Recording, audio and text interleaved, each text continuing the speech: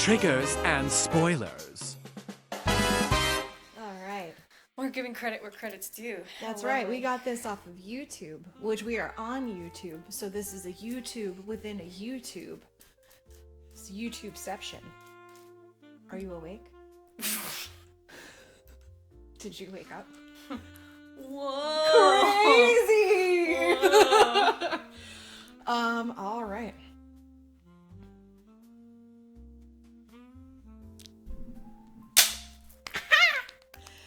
Welcome back to So I Saw a Movie. I'm Courtney. And I'm Jen. And we saw some movies. We sure did.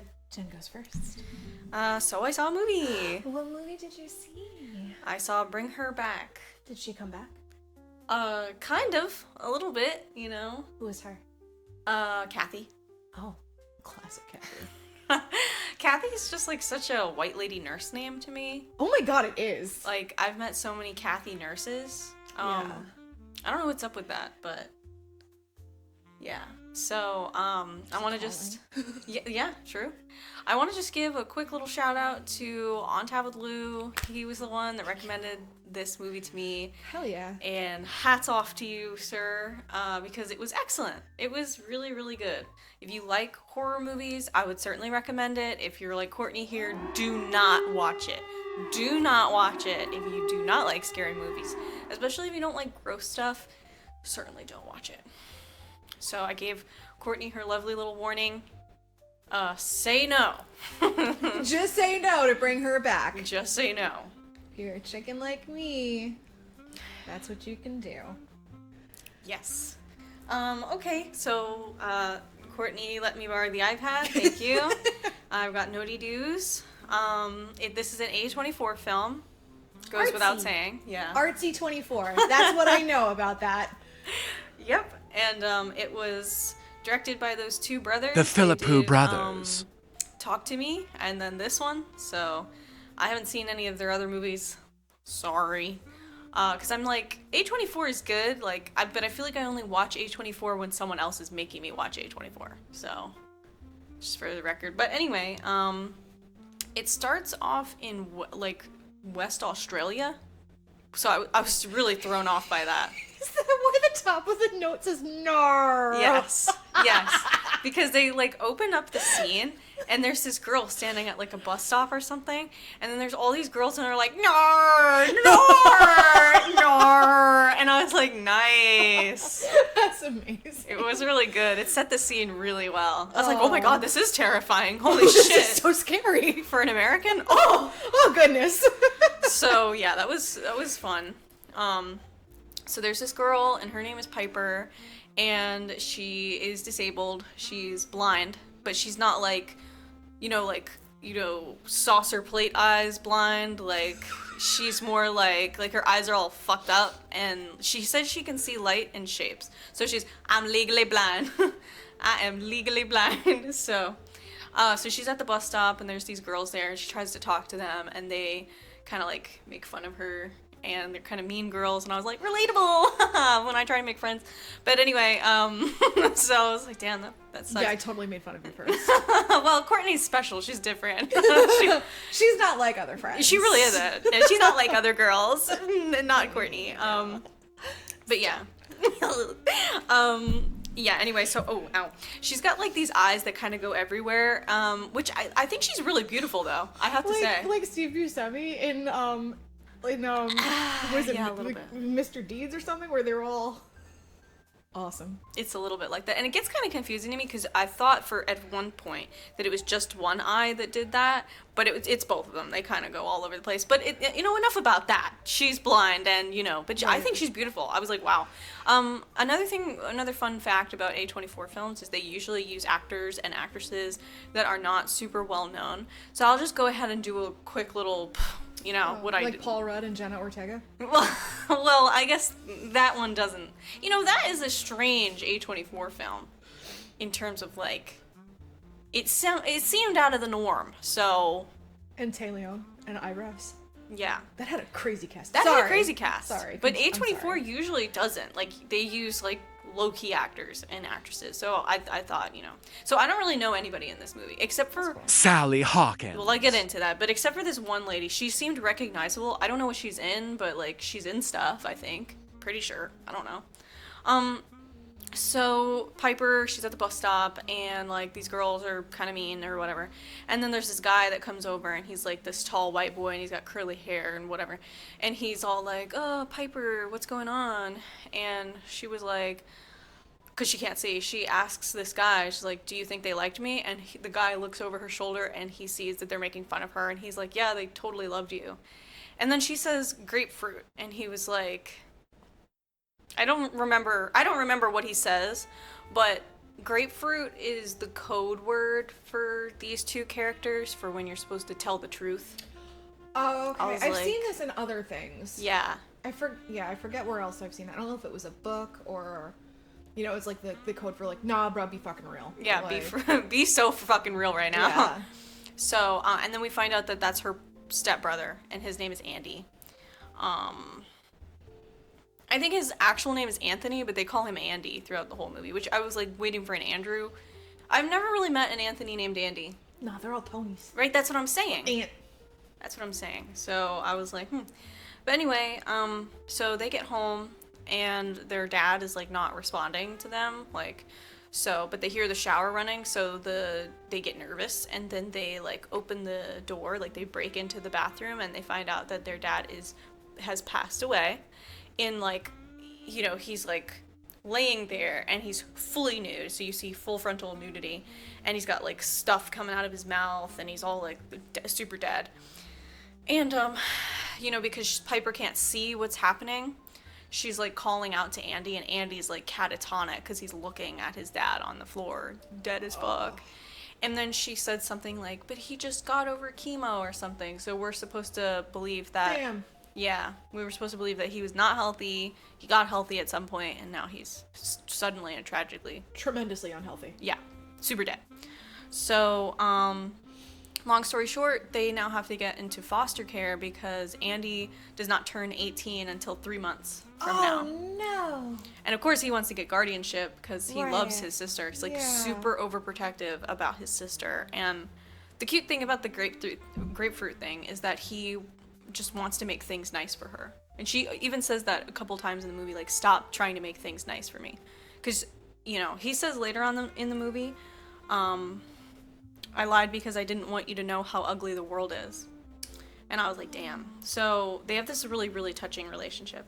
So they have to go into the foster system, and the foster lady, her name is Wendy, she basically says to them that they're going to be separated because apparently Andy got into some trouble when he was a kid. When I think he said he was 8 years old.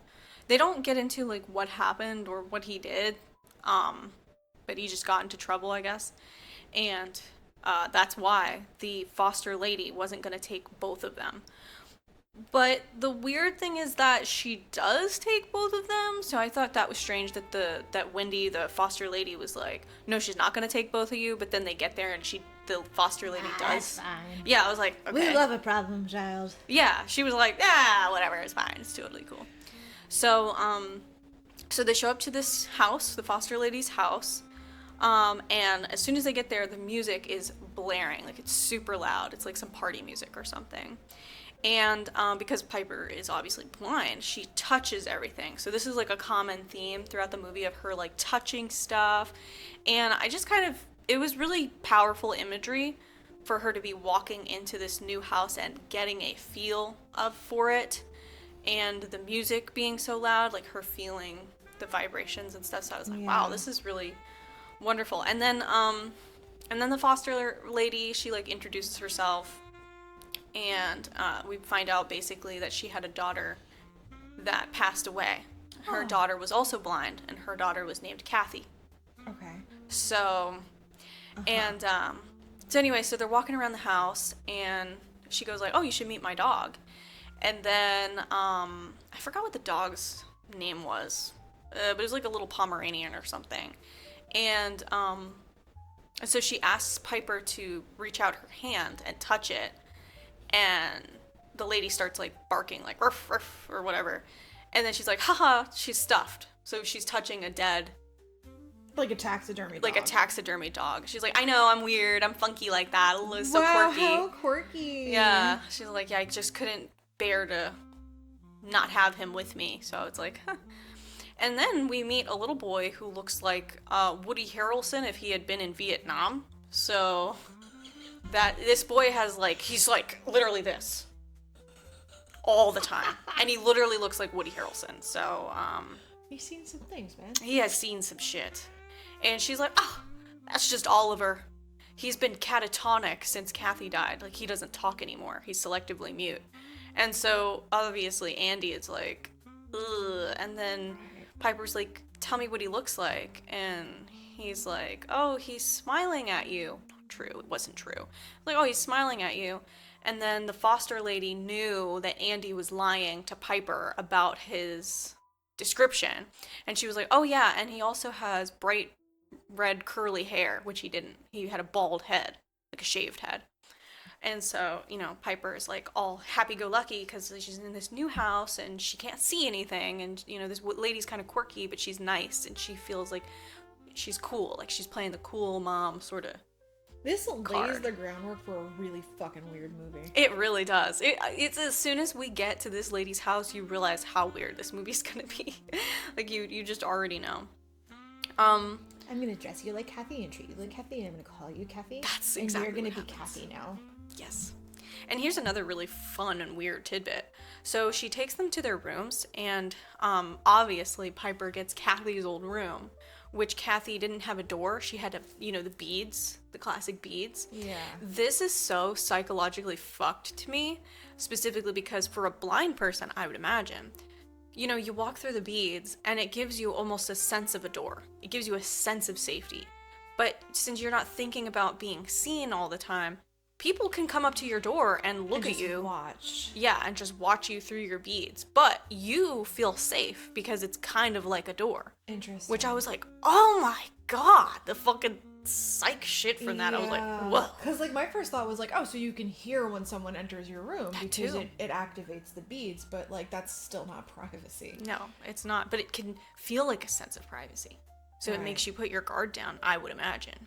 Unless you're constantly like, they say that about like when you lose a sense that you like have all your other others senses compensate, heightened. yeah. I don't know how accurate that is, but so and then she takes Andy to his room, and his room is like a literal closet with also a door that doesn't work. Like the door doesn't close all the way. It's like an accordion door, Jesus. like a slat door, and it doesn't close all the way. So he's like, okay, weird. And he's got literally a mattress that's on the floor. It's like he's got a little shitty room. And Oliver obviously has a regular room. He's got a room with a bed. And he's got a big room. Because he's an act. Yeah. Right. Yeah. Yep. Right. So, another tidbit is when they pulled up to the driveway, Andy noticed that there's a white circle that's surrounding the house in the driveway. He could see that there's like the beginning of a circle. And so obviously you'd have to walk around the entire house to see the entire circle. So he sees kind of half of it and he's like, that's weird. But anyway, so they step over it and they get inside the house. And then it's their father's funeral. So it's time to go, kiss their dad goodbye. And I say kiss their dad goodbye because the foster lady makes Andy kiss his dad goodbye. And No. Yeah, so Andy's like traumatized because he doesn't even want to look at his dad in the coffin. But his dad actually looks good. Like he looks good in the coffin. Yeah, but you Yeah, of course. It's fucked. It's fucked and it's messed up. I wouldn't. And that was the other thing, because Andy wasn't looking at his dad in the coffin, Piper was like, how does he look? And Andy was like, oh yeah, he looks good. Like not ever looking at him. And then when they get outside, the foster lady's like, I noticed that you didn't even look at him, Andy. And she's like, you lied to me. I told you grapefruit. I asked you to tell me what he actually looked like and you lied to me. So she was really upset at him for that. So anyway. I don't like this foster lady. She sucks. She's I don't terrible. like her at all. She's crazy. Psycho bitch. Like, she's super manipulative. Yeah, and then she tells him it's a custom to kiss his dad on the lips to say goodbye. Yeah. No, it's that's not. a custom. Well, I mean, not here. Maybe in Well, Australia. where everything's upside down. I don't know. Guy, can you tell us, internet? I Internet? Could you don't tell know. us? Is that a custom? But I don't. Honestly, I mean, I know when my grandfather passed, I was a little scared, to say the least, because it was the first death I'd ever experienced. And I also didn't want to look at him, but I did look at him. But everybody was like, oh, come kiss him, come hold his hand. And I was like, no, because he's not going to feel. Yeah. He's going to be cold. He's going to be you waxy. Don't want that memory. I don't want that, no. And also, I got sensory issues. Like, that would have left a scar for me, for sure. So I knew myself a lot better in those times to know that I'm not going to do that. And, it's the same thing. Everybody grieves very differently. So Andy did kiss his dad on the forehead, but when she asked him to kiss him on the lips, he was like, fuck you, I'm not doing that. And so she kissed him on the lips, which I also thought was strange. I know.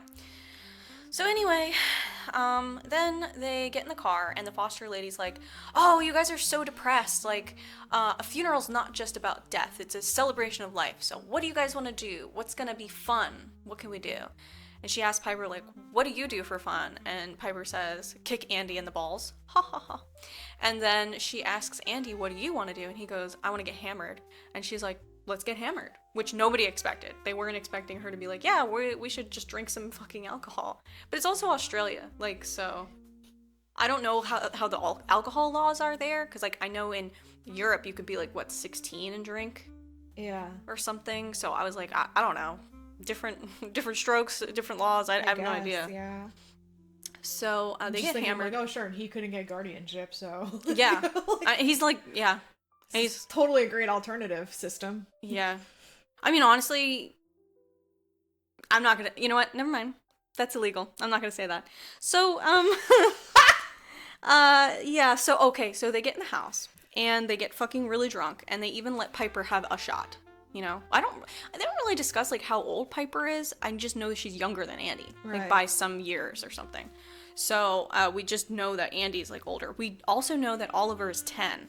So, Oliver is not around while they're getting drunk as fuck. Like, we don't know where Oliver is. Like, we as viewers know where Oliver is. And Oliver is actually in the backyard watching them dance and get drunk and celebrate, and he's just staring at them through the outdoor window, which is fucking eerie and creepy, but they don't know that he's outside. I think they're assuming that he's in his room in the house, being a kid, but he's weird. So anyway, so they get hammered, and then Piper falls asleep because it was probably the first alcohol she's ever had, and then so it's like a bonding moment between Andy and the foster lady, and they talk about, his dad, and he was like, honestly, Piper thinks my dad was so fantastic, but he used to hit me. Like, he wasn't very nice to me. He hated me. And he was like, I never wanted Piper to know that because she loved dad, and he never laid a hand on her. He was perfect with her. And the foster lady was like, were you ever jealous? And he was like, not really. So she's harboring a seed here. And then he asks her about her daughter, and she shares this, like, sentence that I thought was very interesting. She said, I didn't want to leave. It felt like I was abandoning her. How can I go home without my daughter? How can I sleep in a bed while she's in the ground? And so I was like, oh, fuck. Because they're drunk talking about this, so. And anyway, so they fall asleep. It's time to go to bed at some point. I guess they, like, kind of, it's time where the alcohol is kind of subsided. And so we see Andy sleeping in his bed. And then we see, I think the foster lady, her name is Laura. I'm pretty sure. And Laura is in her room, and we see her taking her hair down, getting in her jammies or whatever. And then she grabs a bucket. And I'm thinking, oh, well, she's gonna, take a bath or something. So she needs a bucket because she's got, like, this really nice bathroom. And what she ends up doing is she squats over the bucket, and then she pees in it. And then she's walking with the bucket, and she goes into Andy's room, and she pours the pee in his pants down, like, to make him feel like he pissed himself.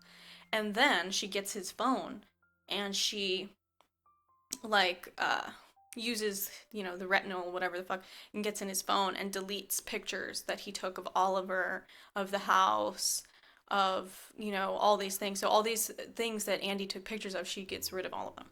She's trying to get rid of Andy? Well, she does. Which is fucked because it's like she just bonded with Andy, but she really only bonded with Andy, I think, to get information. So Right. It was weird. So her idea, I think the idea, because she kind of hints at it at one point, is that, like, oh, you're not quite 18, and it would be a shame if you wouldn't be able to get guardianship over your sister because of, you fucking up or something like that. Because, like, I'm the final say as to whether I think you're an appropriate guardian of your sister or not. So depending on how this goes, you know, that's whether you're going to be able to be with your sister. Well, Kathy already has a brother, so. Yeah. So then we see, so while Laura is scheming and stuff, we also cut to Oliver, and Oliver has, so they also have a cat. The cat is like Junkman, I think that's what they call him. Cute name. And the cat is really cute. But we see Oliver with the cat, and we're like, oh my god, he's gonna kill the cat. He's gonna kill the cat. He's definitely off. Right, he's super off. Even Andy calls him fucking weird. Like, he texts a friend that Oliver is fucking weird in the beginning, like when they first get there, and Laura like opens his phone and sees that he called Oliver fucking weird, and she like uses that against Andy to make him feel like a dick. But it's like, you know, that was a private text. Right, so. You're not supposed to be all up in that. No, you crazy lady. She sucks. But so Oliver hurts the cat. We find out that he like eats the tip of the cat's tail. He like ate it. Ew. Yeah. So like Laura is like bathing Oliver, so we get to see that scene, and she's like Oliver the 10-year-old. Oliver the 10-year-old. Yeah, she's giving him a bath because he's like not well. Yeah. So, which I didn't think was all that strange. That's so weird. I know, like 10 years old is like you should be able to bathe yourself. You should be able to bathe yourself, even if you're still taking baths. You should be able to handle it. But he's like, we'll call him developmentally disabled at this point, because that's how he's acting. Like, I don't think if he could, I don't think he can bathe himself necessarily. I don't know if I trust that. So yeah, well, but she's talking to him, and we're like, why is she talking to him like this? Because she's asking him like, how can I know if you're in there if you never talk to me? And she's like talking to him all sorts of weird. So then she gets in the mirror, and she like, I don't know, is like cleaning the fog off the mirror, and she looks and she sees like a thing, like she sees Oliver's steamy reflection, and it actually turns into this like devil thing, and it breaks the mirror, and it freaks her out, and it's like this whole thing. And so now we know that something's up, like for real with Oliver. Like he's not a child. He's a spooky child, yes. So Andy's got trauma with the shower, and even though he peed his bed, you know, he's like got to take a shower now. And because, like, every time he gets near a shower, he thinks about his dead-ass dad. For sure. So he doesn't want to shower, even though Laura's like, oh, you pissed the bed, gotta take a shower. And so Laura leaves with Piper to have, like, a girls' day or whatever. And Andy's supposed to stay home with Oliver. So Andy, like, I think he washes up outside, like, with a hose or something. Aww. Yeah. So he washes up, and then he sees Oliver, and he's like, hey, Oliver, are you hungry? So, and Oliver obviously does not respond. So he takes Oliver into the kitchen, and he tries talking to him. And because Oliver's not answering, he goes, you know what? I'm going to give you a pencil and a notepad, and you can go ahead and write whatever you want on it. That way you can try to communicate with me. So he's cutting up this melon, and he cuts a piece, and he goes, I'm only going to give you this piece if you write something for me. It's like, this is not a free piece of fruit. So he cuts a piece of the melon, and he hands it to Ollie. After he wrote something, but he hasn't read what he wrote yet. So he hands it to Ollie, and it's on the knife still, like the piece of fruit, which I was like, he's 10 years old. So honestly, I was like, Andy, that was really fucking responsible. You have a blind sister. Like, would you hand your sister a piece of fruit that's on a fucking knife like that? Yeah. So Oliver doesn't just take the fruit, he takes the whole knife. Oh god. And Andy's like, okay, well, whatever. And then he like turns around for just a second, and he hears like this terrible noise, like this like crunching noise. And Oliver is like, not only did he eat the fruit, he's eating the knife. Oh, gross. Yeah, so like the knife, it's like the knife blade is up. No. And he's like, and it cuts his lip and all this stuff. Oh god, and, Andy, you're fucked. And Andy's like, Oliver, no. And so he takes the knife, and he's like, Oliver, stop. And he's like trying to open his mouth, but he's not opening his mouth. So he has to pull it out. Hell. Is to pull it out, and then he cuts Oliver's like mouth up, and Oliver's like not responsive, like he's just doing this, like catatonically. So you just doing this, and his teeth are all broken, obviously, because of, you know, this. That's gross. So it's like, damn, dude, that was fucked. So Andy's freaking out because he's like, oh my god, I gotta take you to the hospital. So he grabs Oliver in his arms. He runs outside, and once they get past the circle, Oliver starts screaming. Oh, word?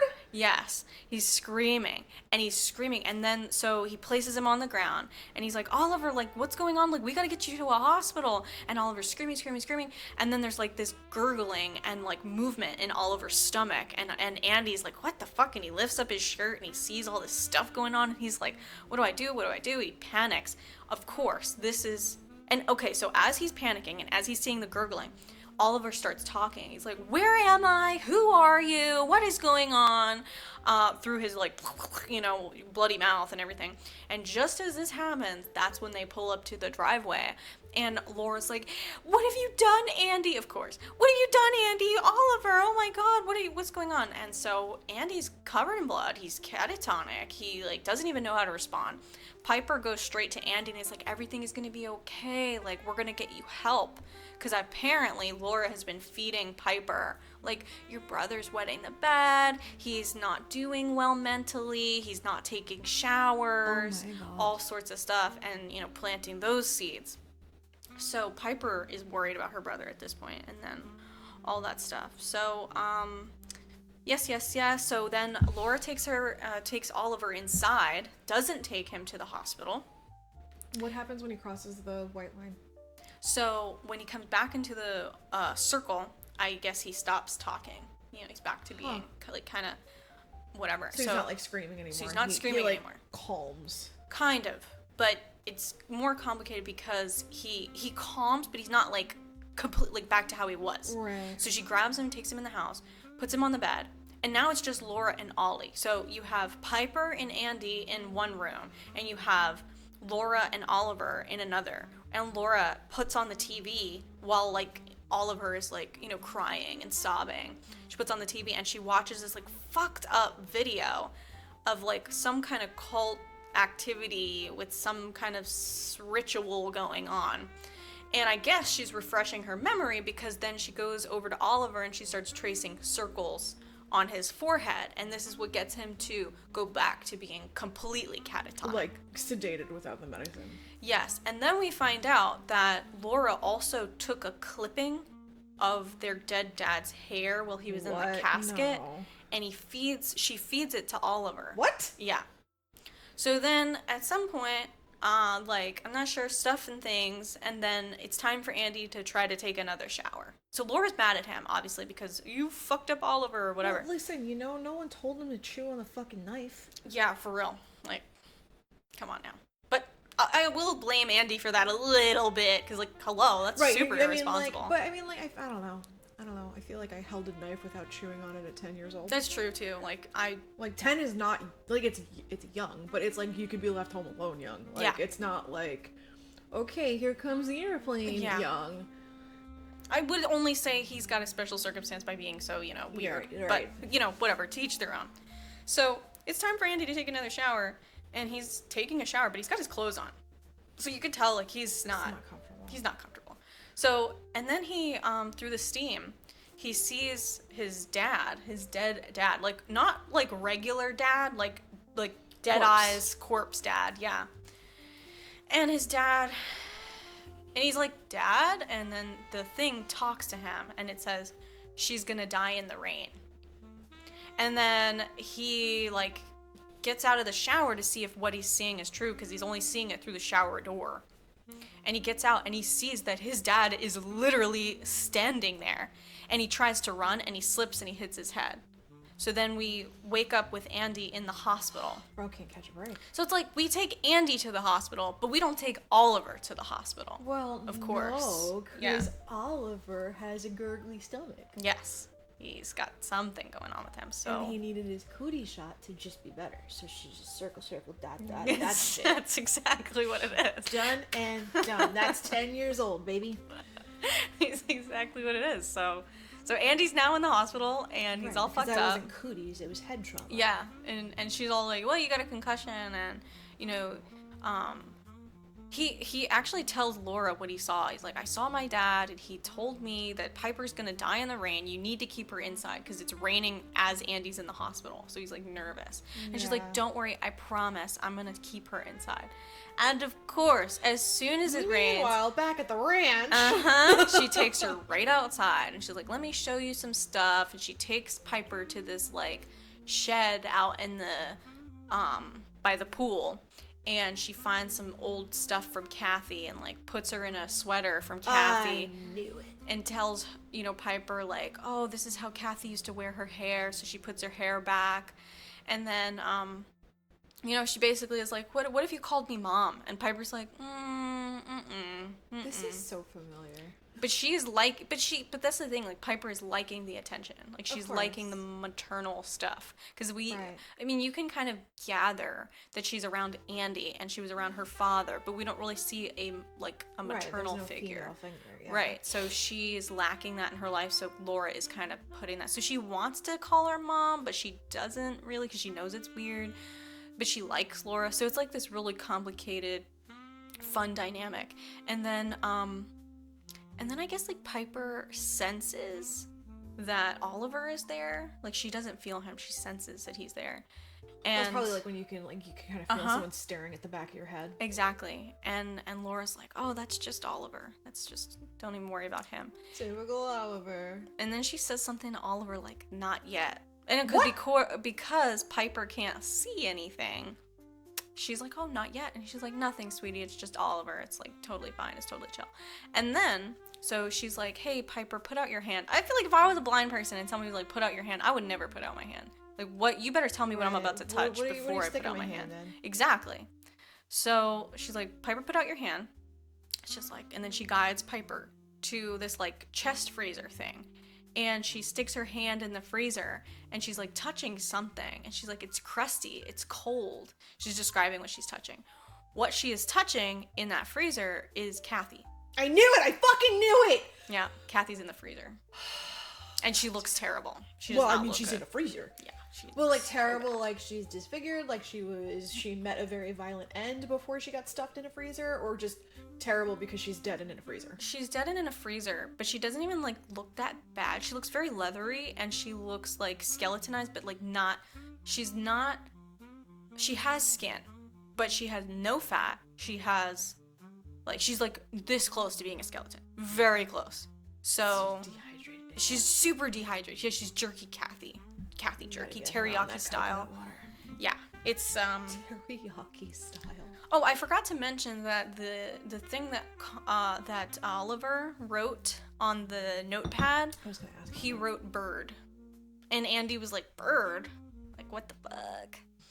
So anyway, is that the name of the freezer? Well, I don't think so. But so there's that. So she can't see because she's literally being manipulated, and it's fucked up and weird. So does she learn what she's touching? No, not in that we moment. learn what she's touching. We know. She's like, oh my god, this is so weird, and like Laura's just like, right? Yeah. She actually tells Piper it's meat. Which is like, why would you have me touching meat right now? Like, this is Piper. Take some personal responsibility. Like, why aren't you asking these questions? Right. Like... So Andy's all fucked up. He gets out of the hospital, and Laura is pissed because she's like, you have a concussion. You clearly had a mental breakdown. I don't know why they're releasing you. Like, literally, she's pissed as she has to get him from the hospital. And he comes back home, and he goes, Piper, this shit is fucked. We need to leave. And Piper's like, no, she just had me touch meat in the freezer. Exactly. This is the best place I've ever been. She just gave me this sweater that was her dead daughter's. Nobody else lets me touch meat. Exactly. She wants me to call her mom. It's totally cool. She has Oliver in the room without telling me until I fucking know that he's in the room. This is the best place ever. It's awesome. I love it here. I love the stuffed dog. It's great. Yeah, meat and stuffed dogs. So he's like upset, but like she's baiting. She's like baiting him into getting more and more angry. Piper is, or Laura is. Laura is. I also forgot, of course, because I'm so fucking bad at this stuff. So, like the point of the show. Yeah, I know. But like, so Andy has a body spray that he likes to use. He uses it throughout the movie and whatever. Laura puts on the body spray, goes into Piper's room the night before, she touches the freezer and all this stuff. The night before. Freak. And she hits her in the face. So she smells like Andy. Right, exactly. Fucking douchebag. And so, but Piper doesn't think it's Andy, but she's like, it did smell like you. Right, and that's the only thing she has to go off of. Exactly. And so Laura's like, you clearly punched Piper in the face, like you shouldn't be here. She only brings it up after when Andy comes back from the hospital. If you didn't want to take the kids together, you shouldn't have. Yes, exactly. Don't torment. I mean, they're both toast, but like... It's fucked. It's fucked as hell. So, Andy ends up storming out because, like, he punched a hole through the wall.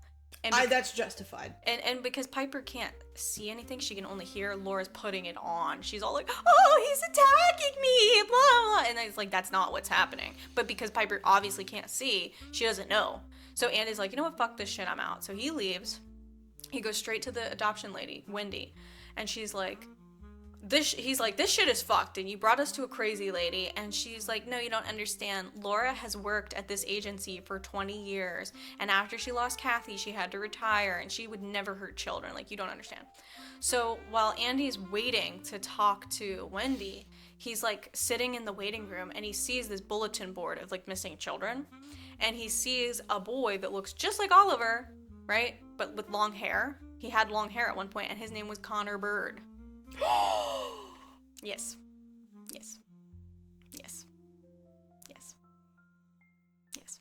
So he's Piper, all like, run! yeah, he's got evidence. Now he's like, Wendy, this is Oliver. And she's like, no, she told me Oliver has red curly hair. He's like, but he doesn't. Because like I've seen him. Right, like with my eyes that work, my functioning eyeballs. So not only did she lie to Piper about what Oliver looks like, I guess just in case if people ask questions, she lied to Wendy, the adoption lady, as to what Oliver looks like. So Wendy, let's do a site visit. Huh? That's what she has to do. So she's like, I'm going to come check it out. You take me there and we'll go. So Wendy is a real one for that because she decides to listen to Andy. So they get in the car. They drive over there. It's raining. Andy calls Piper on her cell phone. Nope. Piper is not in the house right now. She's at school. You fucked up. Yeah. So she calls him calls her on the cell phone, and he's all like, I love you. Tells her the truth. He's like, I love you. I didn't tell you about Dad. I was fucked up by Dad. That's why we had a weird relationship. I'm so sorry for lying to you. I didn't want you to know about how ugly the world was. All this stuff. Basically a confession. And he has to leave it in a form of a voicemail because obviously she didn't answer.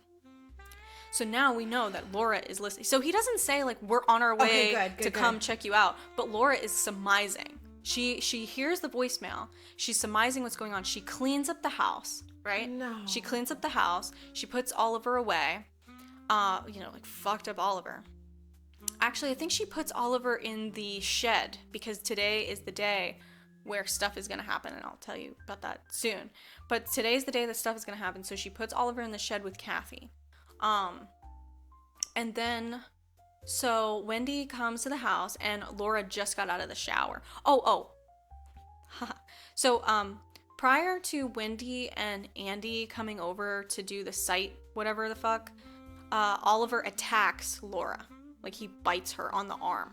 We can see Oliver's hungry. Like, there's this whole thing about him being hungry. Like, he's eating the cat's tail. He, like, will bite just random stuff. He tried to eat the fucking knife. Right, exactly. So he's got, like, pica, basically, you know. Right, so he's just chewing whatever he can chew. At one point, he was biting a table, and his teeth were cracking and shit. That was a wild scene. That was fucking wild. Insane. There were so many moments where I was like, oh, damn. And that was the one that I held onto my mouth the entire time because it was just so nerve-wracking. Because the biting of the table was just so real, dude. Like, as he's biting, his teeth are breaking. It's just so fucked, man. The teeth he had left from, after the knife incident. It was just so fucked. So he's in the fucking, the shed with Kathy, the dead freezer Kathy, in case you forgot. And Wendy's checking out the house, but Laura came out of the shower, so she's all, like, covered up, and she's got a towel in her hair. And Wendy's like, I'm just so sorry. She, like, walks around the house. She's like, I'm just so sorry to bother you with all of this. And then she's like, one more thing before I go. This is Connor Bird. Do you know anything about him? You asshole. And it's like immediately her face changes and she's like, no, I don't. And then as she like is talking to Wendy, she's like, I'm just so stressed out with the new kids and stuff. She like wipes her face, and I guess the bandaging that she had on her arm like wasn't good enough, so she's got blood on her face. And Wendy's like, Laura, you're bleeding. And Laura's like, she looks at her arm and she's like, and then like Wendy undoes the bandages and she's like, what happened to you? And she's like, look, I have to tell you something. She's like, Kathy, there's a way that I can bring her back. Like, we can bring Kathy back. She starts telling Wendy her whole plan. She's like, I have an angel or something. And, if something like, basically tells her this plan about how Oliver can like eat Kathy and like throw her up into Piper or whatever, so she can have Kathy back. She like basically does the villain monologue where she explains her entire plan. Well, that means that what's her face is toast. Yeah, so, and Wendy's like, let go of me, Laura, let go of me. So eventually she pulls herself free. While Wendy and Laura are having this altercation, Andy is in the shed. Because, like, we've seen Andy shower in the backyard a couple times, and he's always like, what's in this shed? And so now he finally... he's like, I've got a designated adult. I could totally open this door. So he breaks the lock on the shed. But that designated adult is toast. Well, not yet. Nobody ever makes it past the villain monologue. Well, so Andy breaks into the shed and he sees that Oliver is eating Freezer Kathy, like eating her face, and he's all like, "Fuck this!" So he runs back. The door that's exactly what he does. away. That's exactly what the fuck fuck he does. We're gonna just leave that right there. So he goes back into the house and he's like, "Wendy, wrap it up. You gotta come to the shed right the fuck now." So Wendy is like, gets out of Laura's grip, right, and throws her on the floor. And Laura's all like, oh, crying on the floor, and whatever. So Wendy actually does get to escape. So they check out the shed. She sees the Oliver shed. She's like, oh my god, like Wendy. Oh, that is what's his face. Yeah, she's like, oh my god, let's get to the car. So while they're running to the car, right, they're both like, it's raining, it's muddy. They're running to the car. Boom! Laura runs them over. She fucking runs Wendy and Andy completely over. So, Wendy's fucking toast because she took the brunt of the impact. I went back, because I was watching this at home in my leisure. I went back to rewatch this scene because it was just so fucking wild. The car comes from nowhere, and she basically pins Wendy up against the car she arrived in, obviously. So she's fucking dead as hell. And then we see Andy, and he's like, labored breathing. I think it's called agonal breathing. So we know that he's not doing good, but he's still alive. So Laura gets out of her car and she goes, shh, Andy, it's okay. And she drowns him in a shallow puddle. She drowns him because it's, his face is in the puddle. So she does that. Now Andy's also fucking dead. So now she goes to pick Piper up from school, and the teacher is like, hey, I wanted to ask you about Piper's eye, because she's got a fucking shiner. And the teacher is like, trying to chase Laura out the door, and Laura's like, literally not right now. Like, she's like, leave me alone right now. So clearly, I'm sure the teacher was like, ooh, what is going on here? Yeah. She takes Piper home, and just step over the dead bodies, honey. Yeah. Well, she like said something to Piper like, I gotta show you something. Piper's like, do you know where my phone is? Like, I thought I had my phone. I don't have my phone. She's looking for her phone. She's like, oh yeah, I'll get it for you. And then she hears another phone. It's like a different ringtone. It's Wendy's phone. So like, Laura's looking for that. She gets Wendy's phone and I don't even know, like turns it off or some shit. And Piper I think finds her phone at some point. Long story short, Laura's gonna take out this plan to get Oliver to, throw up the Freezer Kathy stuff into Piper. Like bird feeding. Right, exactly. And, bird feeding, Connor. So she tries to drown Piper in the pool because it's been raining for the past couple of days. And so the rain and the pool fills up. Oh, does she need Piper to be the corpse in order to bird feed her Kathy? Yeah, because that's how it goes in the ritual video. I see. So, and Piper's like, you don't have to do this. And she's like, yes, I do. She's like, let me do this. It's like, who's gonna let you drown them? Oh, okay, sure. Yeah. Well, asked nicely. Yeah. But at one point, Piper screams out, Mom. No. And it makes her stop. It makes Laura be like, oh my god, what am I doing? This is her moment of clarity already when she's looking at Demon Connor and fucking Piper. So Piper ends up getting away. Let's see. So Piper ends up getting away. She finds out Andy's dead because she comes across his corpse and she's all fucking sad about that. And then she is able to run away. And Connor's chasing after her. So she gets into an altercation with Connor. She's able to push Connor away. And, can I ask how a blind girl how did she navigate running away? She runs into a lot of things. But she is trying her damnedest. Like, she outran a 10-year-old that's, like, fucking beefed up on dead guy. Well, he's got a distended stomach, so he's probably slow. It's probably like that, it's like that Thanksgiving, that Thanksgiving bod. Tryptophan, am I right? For real. I was a little tired. So, he doesn't really get to hurt her or whatever. So, but she makes it outside of the circle.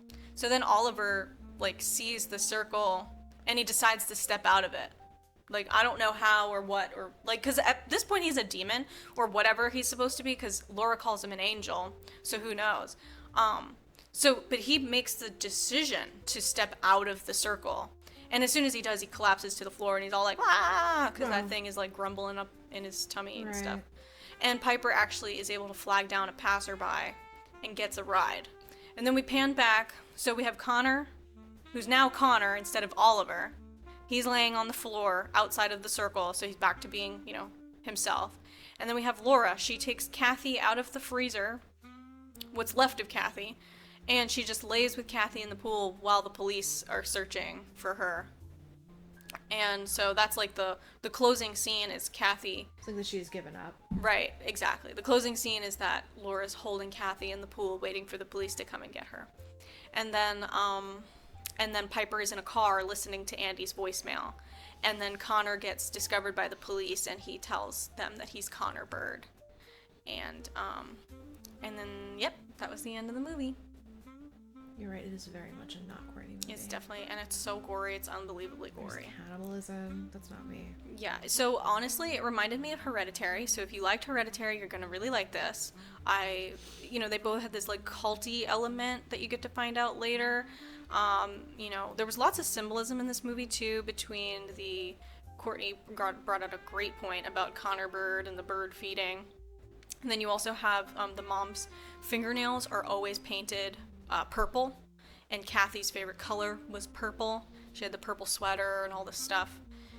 The grapefruit thing I thought was really interesting too. Yeah. I thought that was cool. Let's see here. Oh, the movie was dedicated at the end to Harley Wallace.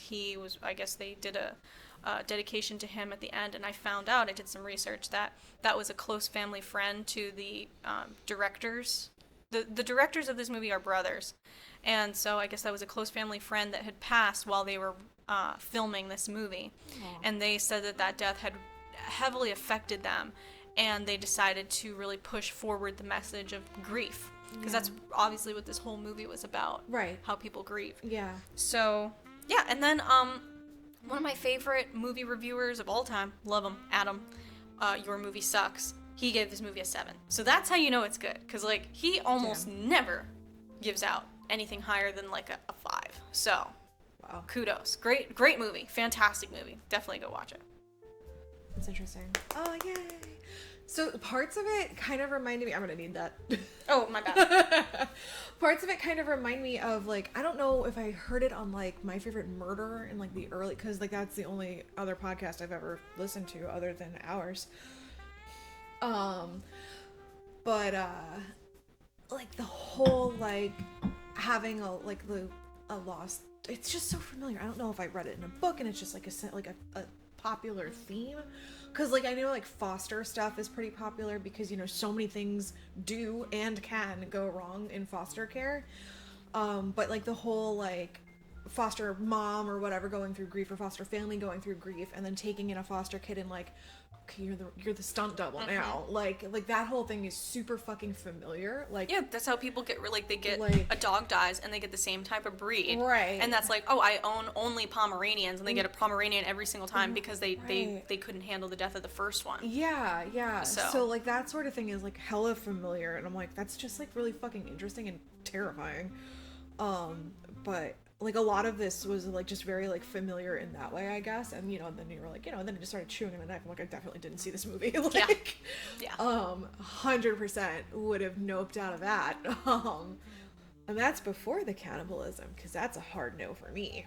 Oh, I forgot about that. Well, honestly, I'm so sorry, because I didn't consider it so much cannibalism because of the people he was eating, like, was dead. Frozen, yeah. Yeah, like, but not like human on human, baby. It's still, yeah. Yeah, that's nasty. Yeah. Isn't it so fucked up that I removed her humanity because she was dead? Terrible. I mean, she was teriyaki jerky. She really was. And even Laura at some point in the movie says, like, some cultures believe that the soul is still in the body even when they die. So, like, you better kiss your dad because you don't know if he's in there or not. And it was like, ugh. So you kept Kathy's soul in a freezer? That's what I'm saying. Yeah, like, does How Kathy much know? Did you love her? Like, does really? Kathy know that she's in there? Like, yeah. Fuck. Do you put a nightlight in there? Like, do you have, like, music playing or, like... No, she was in a shed. It was fucked, man. That's terrible. It was fucked. That's fucked up. I mean, that's fucked up. I was gonna say, and I didn't know if I was gonna share this on the podcast, I'm a 2-time member of the Dead Parent Club.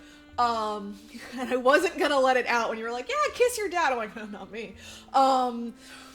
But when my mom passed away, like, we had her, she's cremated, so she's just in a box. And, like, we buckled her up and we took her on the road trip down to Florida. We almost stopped at McDonald's and gave her own little fries. But I think that's a lot different than sticking her in a fucking freezer.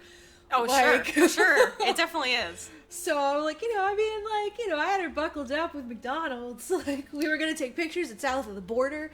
But, that was probably going to be in poor taste, so we decided against it. But I mean, it's different beliefs, right? But I feel like most of that is for the living. Like, those are the experiences that are more so for the living. To be like, yeah, you're in a box and your form is a little different now, but you are still, my mom. You're still important to me. Like, this holds meaning. So to go down to Florida with you and buckle you up and like, oh, you're safe. Yeah, exactly. That's so sweet. I find that endearing.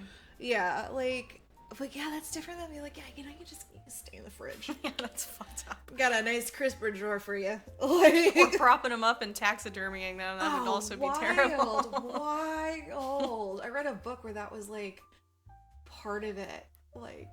He taxidermied his mom. Oh, God.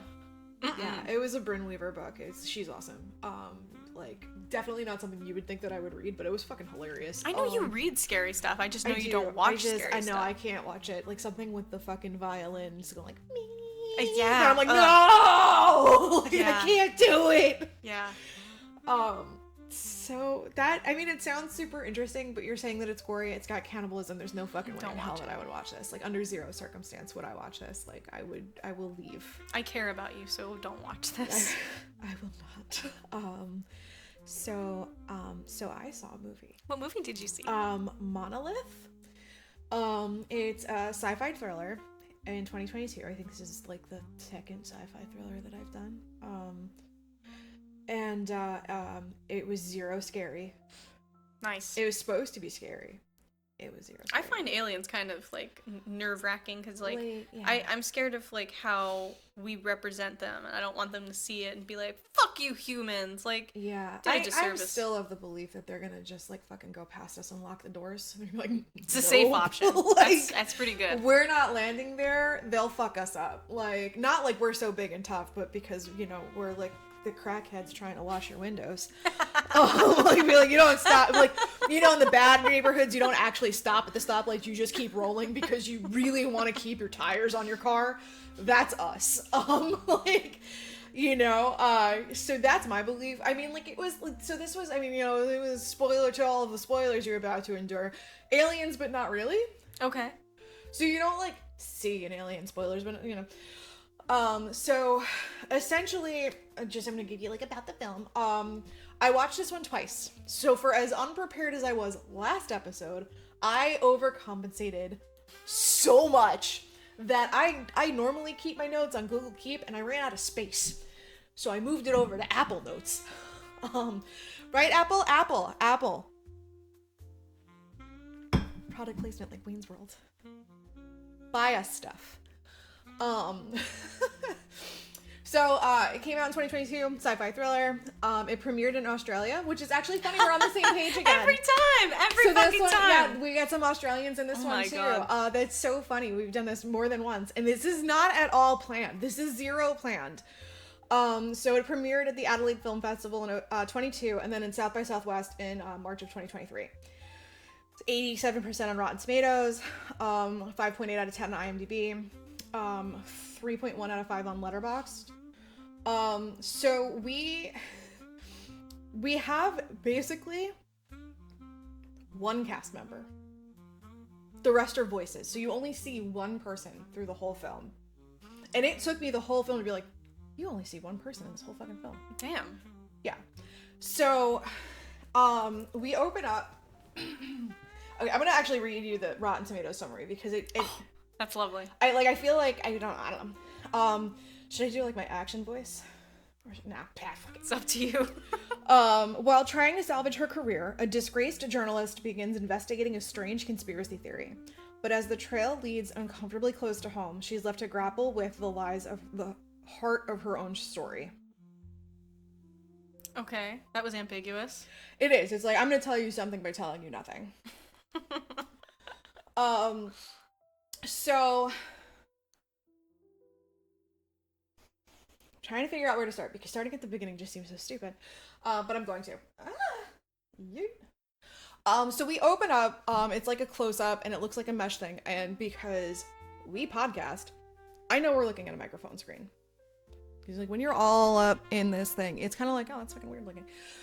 But it comes in on, like, a microphone screen, and this guy is talking about how, his family was really special, and his mom was stalked by this guy for years and years and years, and they finally like ran him down, and they found his camera, and his whole camera roll was just him and his family forever, like spanning back from his like 5th birthday to when he's an adult, whatever. They go to the cops, and the cops is like, we don't know who the guy is, and then like, whoa, we don't have that camera. And so the interviewer, who is our character, our single character, she's like, so you don't have any proof? And he's like, do you think I'm lying? You bitch, I am so special. I am the fucking messiah. Like some bullshit like that. Like, you know, like, I'm amazing. That proves your point even more, for right, sure. Like, you know, like, I'm not crazy, you're crazy. But I'm gonna just do this, because every time I move this, I get to, like, fucking reorient, like, orient settle my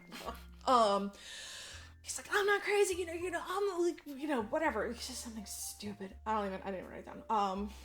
But, and then she's like, and she hangs up.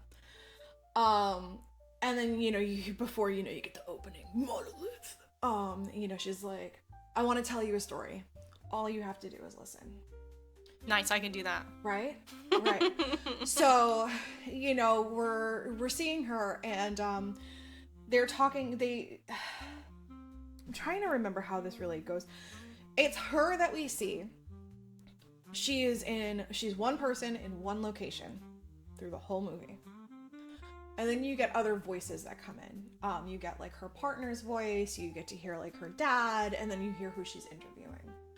So she had apparently written an article about some dude named David Langley that resulted in a defamation of character case. Got her fired from the newspaper or magazine or whatever the fuck she was writing for.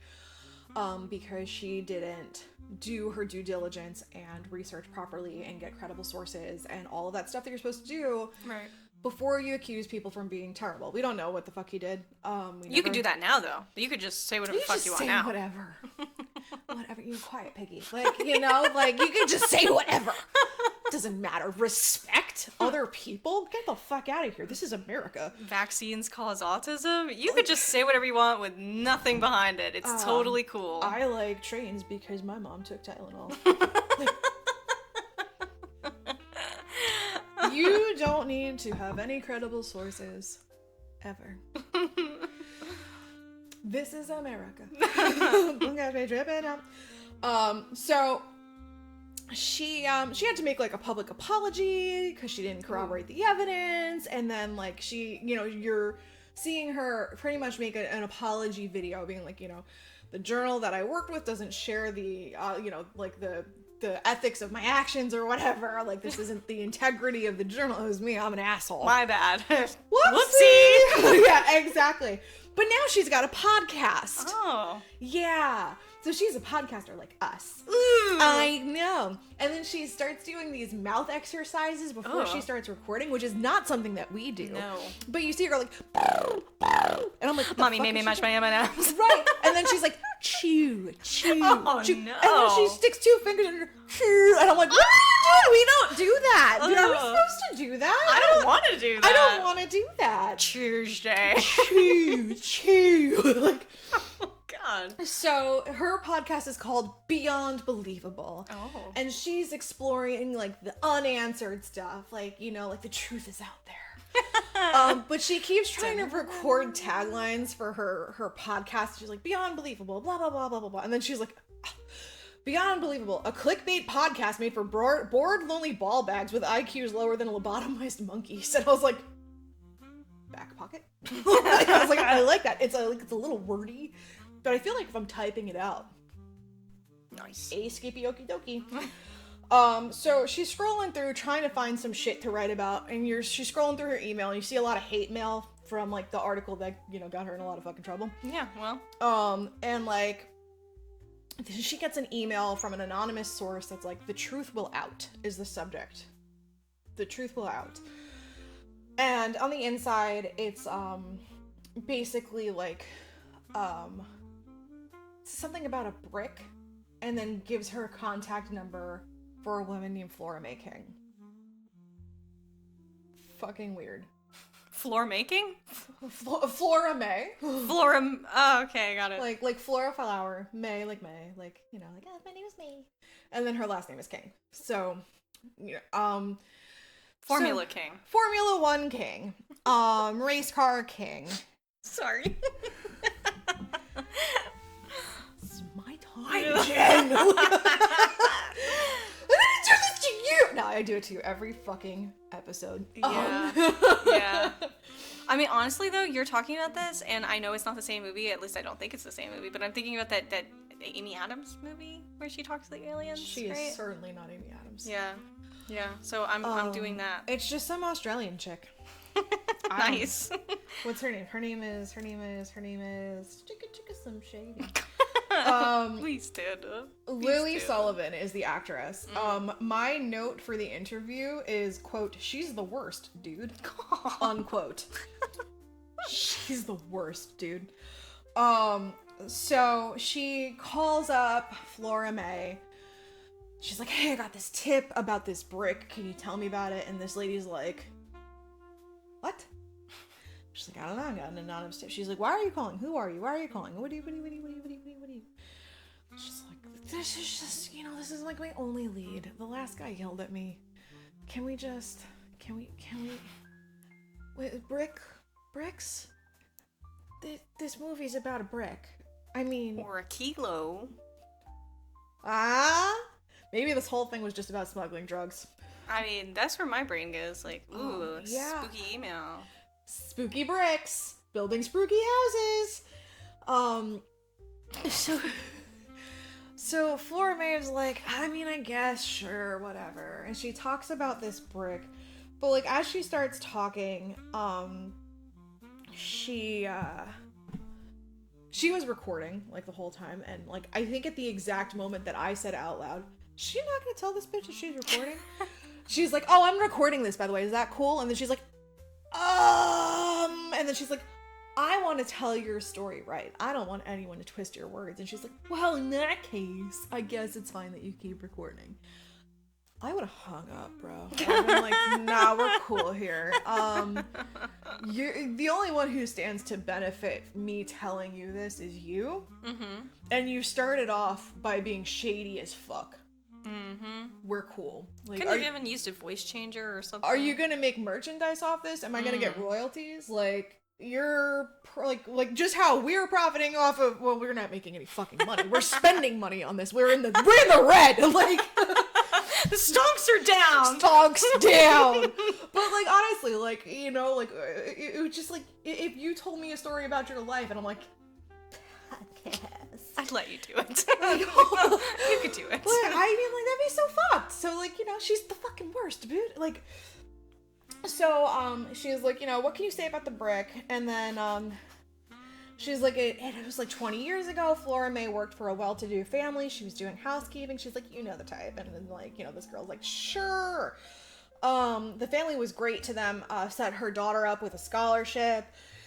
And then something happened one day, and she walked in to find terrible, terrible damage done to the property. The dining room table had been, like, aggressively stabbed and scratched up. The couch was torn apart. The family believed it was her daughter who did it, and they didn't believe that she did it. And then even Flora May was kind of like, well, I couldn't prove it wasn't her, so I kind of guessed that it was, and I feel really bad for not even believing my daughter when she said she didn't do it. But I mean, like, kids, am I right? My bad. Like... So, there was a lot of pressure, and she was like, if she didn't destroy it, who did? And it caused like a lot of trouble in the house, and the family turned on him and like took away the scholarship. And she was like, I couldn't help my daughter, and I felt terrible. And she said, like, that's when I received a black brick. She doesn't remember, or she doesn't speak about how she received it. And then the interview writes down in her notepad that she's hiding the origin. She said it was a heavy black brick. It was special. When she held it, it felt like something was changing. The couple she was working for, the kid took it from her. And then when the husband saw it, he figured it was like a piece of art or something he could make some money off of, and he sold it off to an art buyer. Like, she's like, I will never forgive them. They took it as payment for the damaged furniture. And then she was like, the interview was like, do you know where it is? She's like, they sold it to some like German art collector Lang. When the family found out that Flora May wanted to go to the authorities, they fired her. She never saw the family or the brick again. At this point, Flora May's daughter takes the phone and is like, who the fuck are you? Stop calling my mom. She doesn't want what you're selling. And then she's like, I'm not selling anything. She's like, I don't fucking care. Click. So, she then gets like a voicemail from her parents who had traveled from like Copenhagen. The only reason why I'm putting this in with the fucking overview of everything, I literally wrote down the fucking script, like, is because while she's on, like, she's listening to the voicemail, it's panning through the house that she's in, because like you're seeing this beautiful setup for her podcast. It's way cooler than this shit. Hey, now you do a great job. She's got like equipment. Like, so do we. Like, shit. I mean, we have a fireplace on the table. The fuck? I mean, I know. But, like, it's panning through the whole house. It's a huge house, giant house, like, floor to ceiling, windows, it's massive. These, like, fucking trinkets, these really heavy-looking bookshelves, not the shit that I have from IKEA. Like, this was made with real wood, baby! And, like, you're seeing family photos of, like, the parents and a daughter parents. So, this is not her house. Because nobody fucking decorates like that. Like, it's decorated like an old person, or like a parent would decorate. And then, like, you see, like, a little turtle in the turtle tank. So she's, like, taking care of the turtle, Ian. His name is Ian. Oh, that's cute. I know. I'm like, Ian's the star. He's character number 2. He's one of 2 characters. And she's taking care of him and staying at their house. So I thought she was house sitting. Mm-hmm. You found out on a phone call later that she's not really house sitting as much as the people that are fans of David Langley that she has the defamation suit on. They've camped outside of her place. Oh. So she's like, I can't exactly go home. But like, you're seeing this house. Her parents are fucking like baller money. And like Copenhagen. Right. And like, you can see from the equipment, it's like, you know, like from the equipment, I thought that like she was like, oh, I got paid a lot of money at this, whatever. So that's the only, I wanted to just bring it up because she's not in her house. So the house that this takes place in is not hers.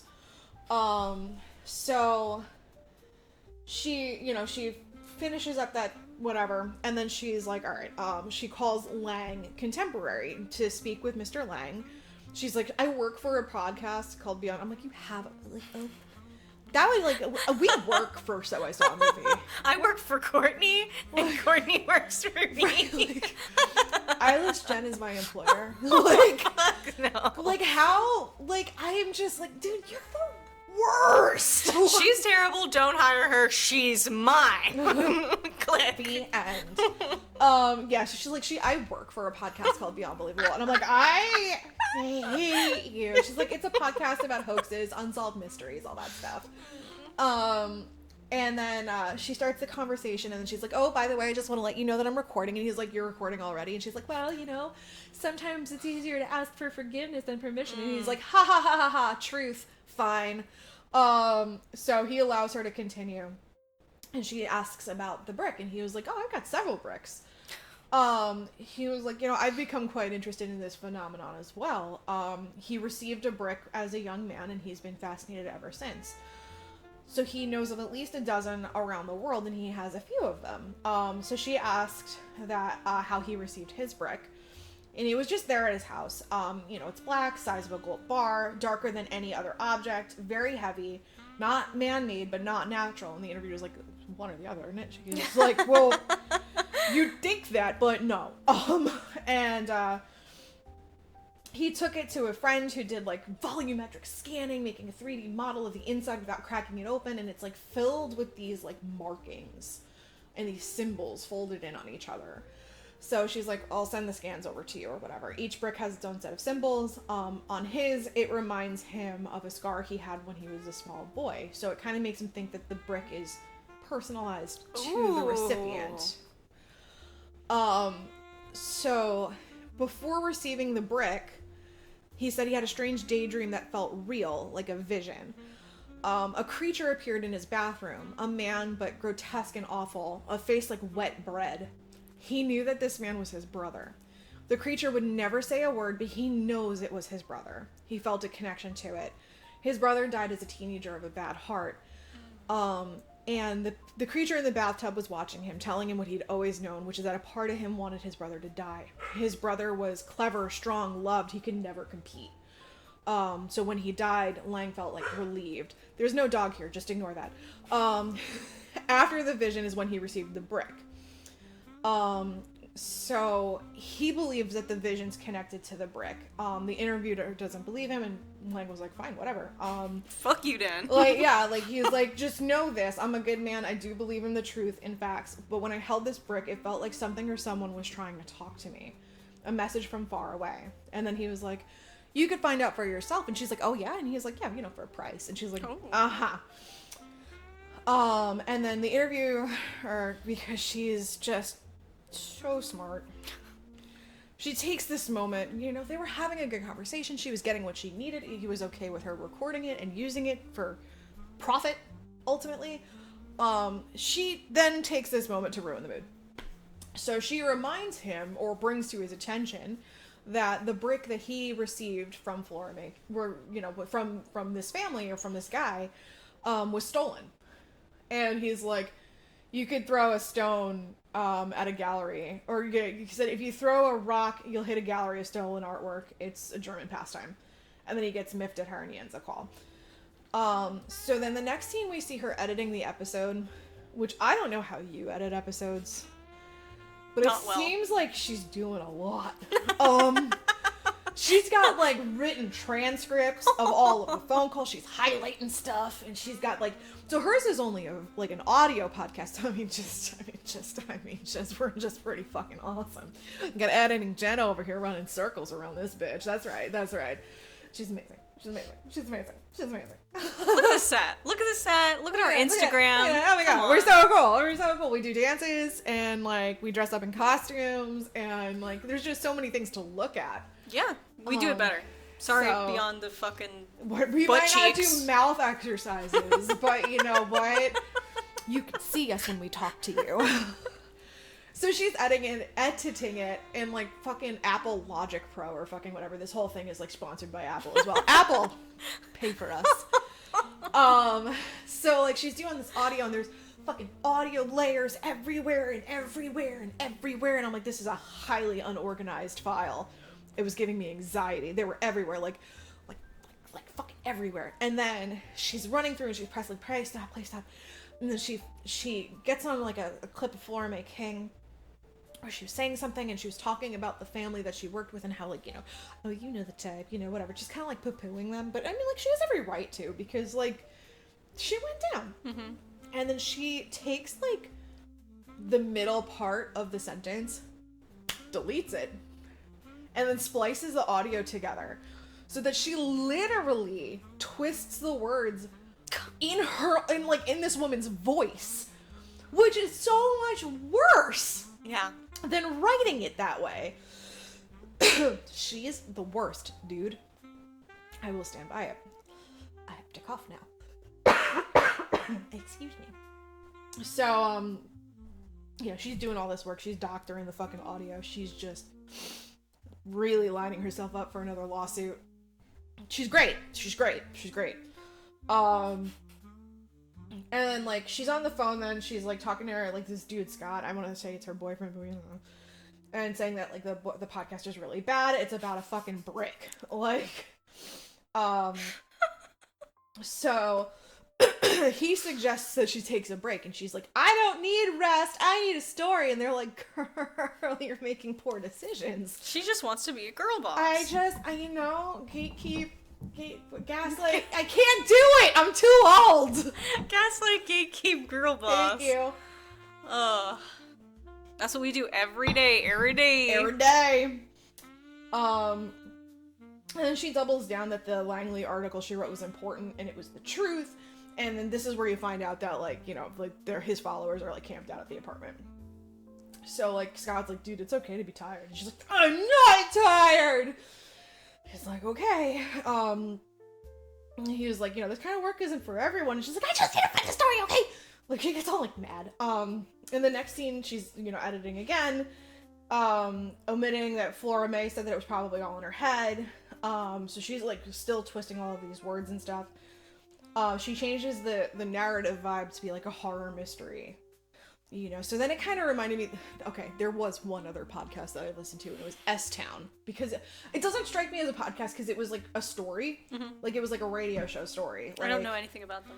Oh, God, it was so cool. Like, I didn't finish it, which is sad, but, like, it was, like, an Apple podcast, like, back in my day, podcasts were only on Apple.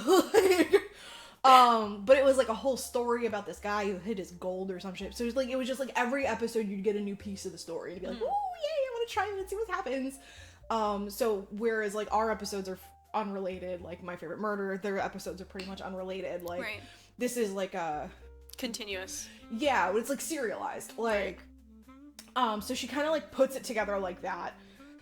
And she's like, Flora May's words haunt me, an object filled with unknowable power. To solve this mystery, I need your help, listeners. Can we uncover the dark forces behind the bricks before it's too late? Bro, you suck. So she hit send on the stupid thing to go to her boss person guy, agent, I don't know, this guy named Tyler apparently is like, I need an episode right now. And she's like, okay.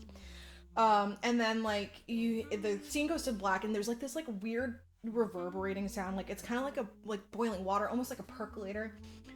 If you're among the unfortunate to have heard a death rattle, it's similar to that sound. And then a child's voice whispering, happy birthday. And then nothing. Oh. Yeah. And we're like, happy birthday, what the fuck?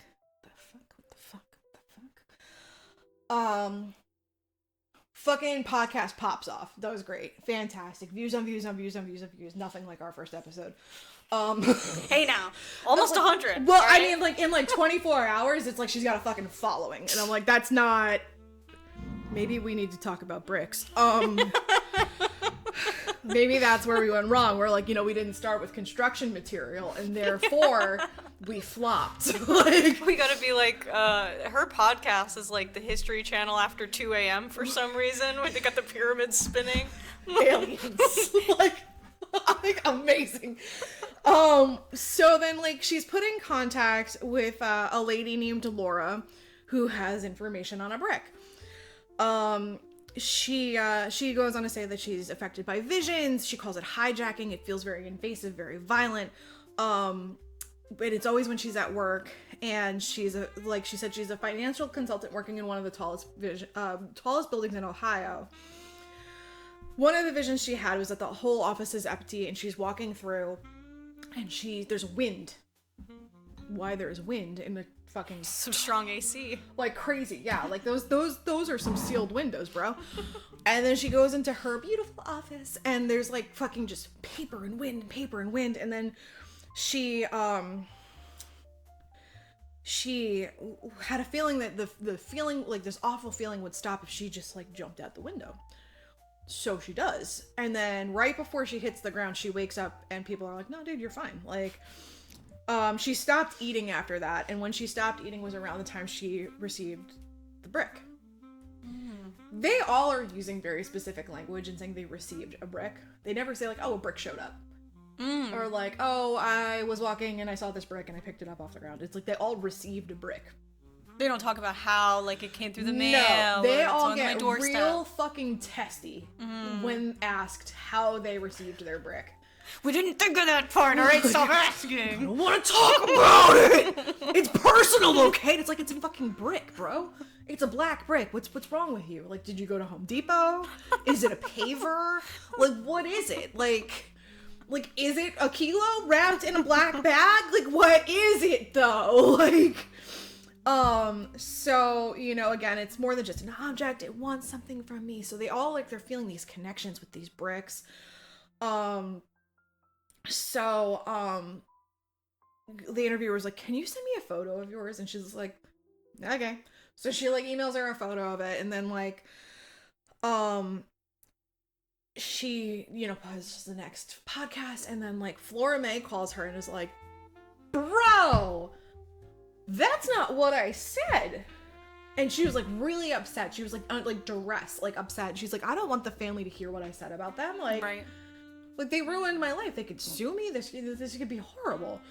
And, like, she ends up hanging up.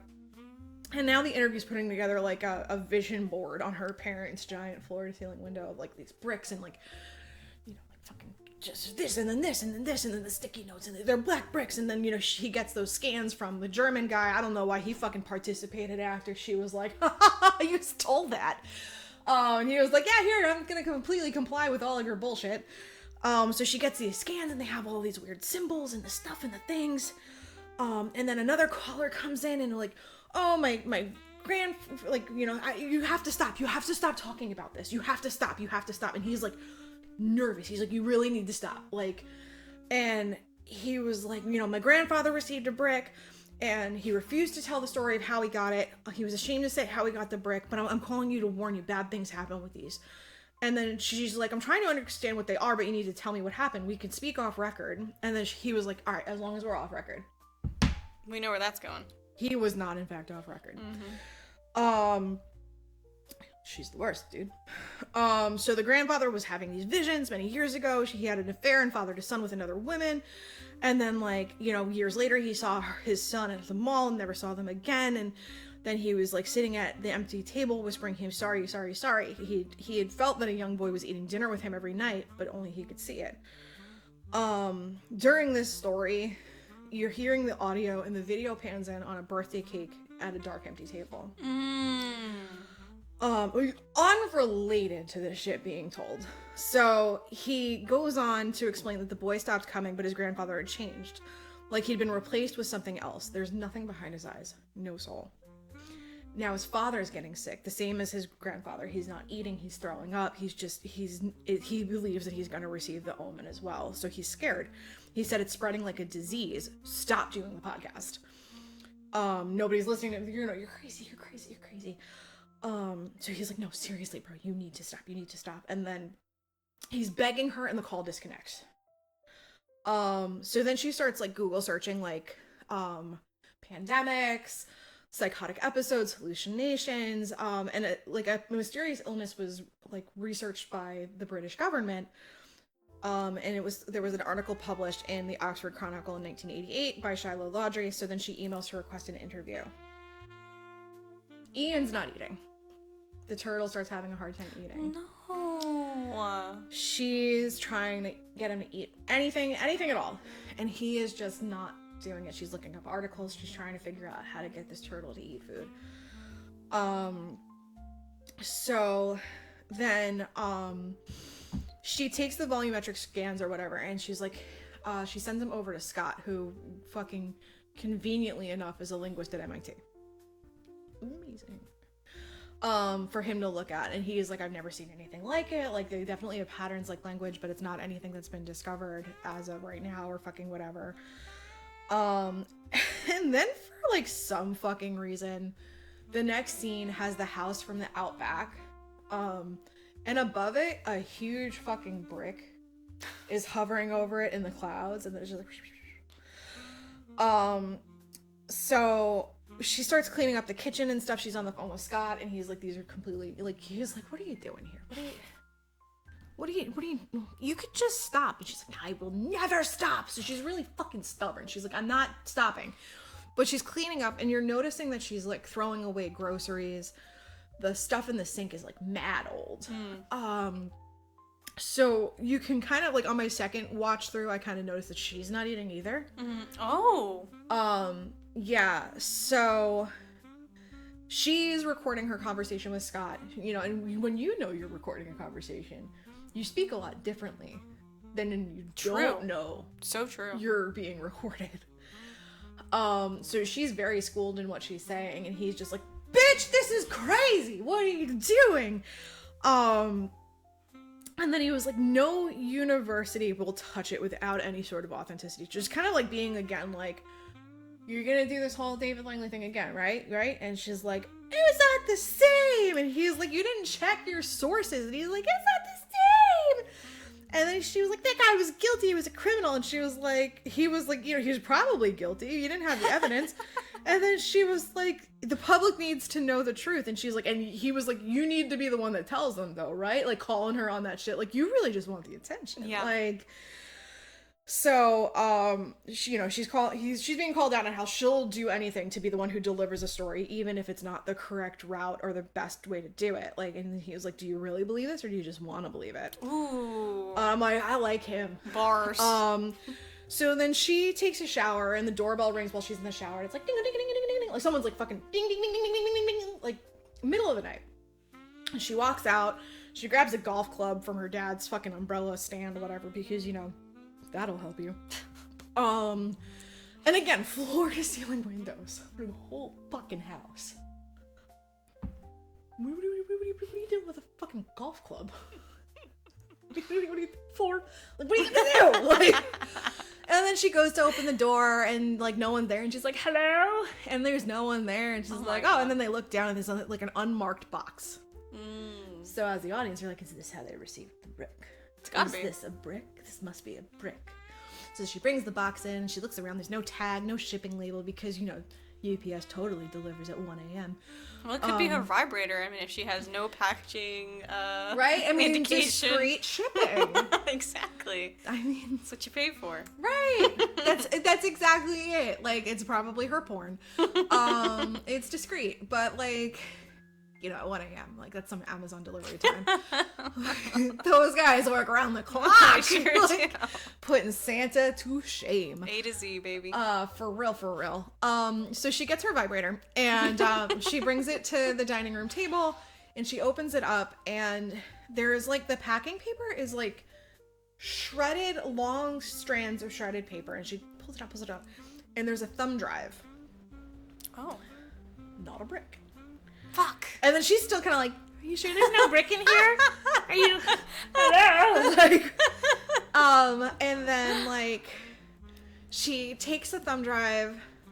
I'm trying to remember, like, I can totally look at it's in sequence here, but I'm trying really hard. For as much as I had 0 notes last time, I'm trying to be, and then they did, and then, like a fucking school project. I'm sorry.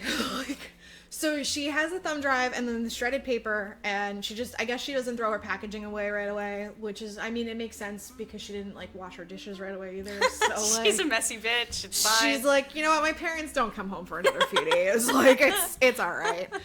And like, this is how we get ants. I'm just saying. But in like Australia, the ants must be like the size of a loaf of bread. So these are how we get radioactive ants. Shit, I mean, be careful with that box. There could be like a scorpion or some fucking shit seriously, in there. man. Like, for real. Like, like a goddamn, like, echidna in the bottom. Like, I don't know. They got all sorts of, I mean, that would be delightful to be complete. I'd be like, oh my god, fuck the podcast. I got a little friend. So she plugs in the USB drive to her computer, which I don't know if this is because I'm old. I wouldn't ever do that. Smart. That's a smart thing to do. I Don't do that. never be like, hey, random USB drive, let me plug you into my $1,500 MacBook Pro. What's the worst that can happen? Like, I would literally never do that. So for her to have done that, I'm like, wow. That's how you get the brick. The bricked computer. That was what the brick was all along. It was bricked technology. The end. The USB drive contains a video. Again, I wouldn't open this. You're not smart, interviewer with no name. And the video is of a young girl at her 9th birthday, which, if you paid attention when the dad left the voicemail from Copenhagen, you would recognize on screen that you saw a photo from this birthday party on the shelf. Oh. So she's watching a video of her 9th birthday.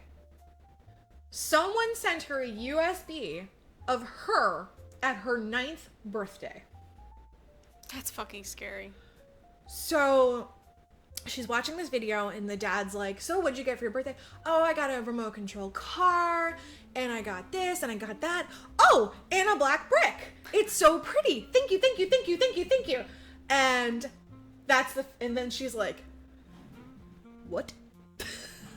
And she goes back to the shredded paper and she realizes there's ink on some of them. And she puts it all together, and it's one of the symbols. One of the symbols she recognized was from Flora May's brick that was sent by Langley. So, like, she, like, had all the symbols out for, like, what brick went to what, and what symbols went what. And, like, on the back of this piece of paper where it matched the symbol was Flora May King's brick. She goes back in the video, zooms in to see who's recording it, and it's the lady, Flora May King. You see her picture, like, she has her picture on the vision board. Flora May King is recording this video. The brick that she had for her 9th birthday was the brick from Flora May King. Oh my god. This lady doesn't even know their own maid or whatever. Like, no, Like, seriously. that's It's crazy. And, like, she was, like, 9 years old. You're old enough to know this fucking person's name. It's fucking wild. Like... You suck. You really do Yeah. suck. So, like, she leaves her dad a message to be like, what the fuck? And then she calls Klaus, and she thinks it's him, and she's like, are you fucking with me? And he's like, bro, I'm at the park with my friends, like, or not my friends, with my grandkids. And then, like, I'm sorry. So she threatens Klaus because she's like, go to the vault. I like you like, what are we saying? She's yeah, go to the vault. Show me your bricks. And he's like, I'm at the park with my grandkids. And she's like, you got 30 minutes or I'm calling the authorities and I'm going to tell them to check the certificates of authenticity of all of your artwork. Oh my god. Like, she's awful. So he said that he would need some time to get there. And then in the meantime, she heats up her food. But, like, while it's in the microwave, like, she starts vomiting into the sink. So she's getting sick. Oh. She's not eating. She's getting sick. Ian's not eating. And then she gets a call back from Klaus, and the video is really choppy. She grabs her recorder. She has a recorder while she's on speakerphone, and she has her recorder. She's on FaceTime with him, and he's going through his vault, and the video is really, really choppy because it's a fucking vault. Like, you know, I can't imagine how thick those walls are. And he's got dozens of bricks. And he says some shit like, I can feel him. My brother is here. And he starts groaning. And he's like, no, he's here. And then, like, the video goes from here and then it starts pointing at his toes so you can't see anything. And you hear, like, squelching noises. And he's groaning. And then he goes, like, then you hear, like, violent thudding. And, like, the video shakes. Like something's being slammed. And then it disconnects. This bitch.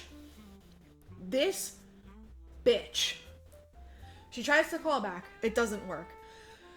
She uploads that shit to her computer. Oh. And she uploads it to her computer, edits it, and says, was I the last person to speak to Klaus alive? You motherfucker. I was so mad. I'm like, don't call the authorities or nothing. Don't, like, you were going to call the authorities. What? Did you call the German police? I thought for a second, you had me there for a second. You had me in the first half. I thought she didn't do that, but then she did it, and I was like, fuck, man. She's like, what? This is another episode of my podcast. And then eventually she calls Flora May King. I probably told this out of sequence where she didn't figure it out until after this guy dies or whatever or something or fucking whatever. Oh, this is what's going on. Okay. I told this out of sequence, which is crazy because I have it written down. She didn't realize it's Flora May King yet. Oh. So, you know, she updates, she uploads that stuff. She had a rough night. She fucking uploaded that shit. The journalist from 1988 article calls her back, and then she was like, rough night? And she's like, oh, you listened to my podcast? And then, like, the lady's like, nah, bro, I did my research before I called you. Like, Get over a hold of yourself. Yeah, like, you fucking freak. And then she was basically saying that, like, you know, they were noticing this phenomenon with the brick, and, like, people, like, some people were getting sick, and then, like, this stuff would happen, and, like, it was spreading through word of mouth. So now everyone here is gonna get a brick too. Ooh, spooky. So, like, 70% of the people only developed symptoms when they heard about the object from someone else. So it was a viral disease that traveled through sound. The person that she was friends with that was investigating it got sick and they lost touch.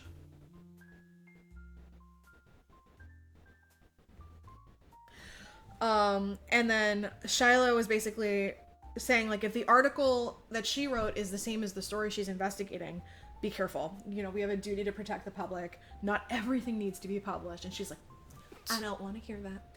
Yeah. That does not benefit me. Exactly. So then she tells Scott that she's not going to stop. Like, she's got him on the phone again, and she's finally got a story, and he's, like, trying to, like, express something to her, but every time he's like, no, but she's like, no, I have a story. And he's like, yeah, but he's like, you're not going to stop. And I'm like, just let the man say a sentence. Just let it, maybe he figured out what all of this sentence said, like, oh, you're next. Like, you know, like, what are we doing? And then she goes back and she, Scott asked if she'd ever thought it was someone with a grudge trying to mess with her. So she goes back and she looks at the original email, searching the subject line. She'll, like, faux Google searches the truth will out, because they probably didn't want to pay Google because they were already paying Apple, like, $1 billion to, like, put all of their branded equipment in here. So she, like, fake Googles the truth will out, which is a line from The Merchant of Venice. Clearly, because her parents are rich, they just have a copy of The Merchant of Venice on their shelf. So she pulls it off the shelf and she finds it in the, like, in context, and it's something about murder and the truth will out, or fucking whatever. I didn't write down that part because, I mean, really, just fucking watch the movie. It's not that long. This is longer than the movie.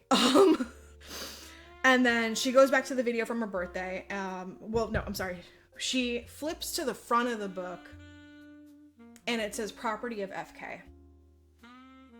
Flora May King. And then she goes back to the video, and then she sees the person holding the camera is Flora May King. Her family was the family that employed Flora May.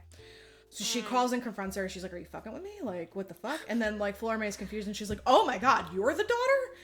And then Flora May's daughter takes the phone again, and she's like, stop harassing my mother over something that happened 20 years ago. Your family already ruined my fucking life. And then the interviewer, because she's just a fucking winner, she's like, do you want money or something? I'm like, money is no object from where I come from. Yeah, she said something like, I've got money, you don't. People like you always want something from people like me. Gosh, that's harsh. What a bitch. Crazy.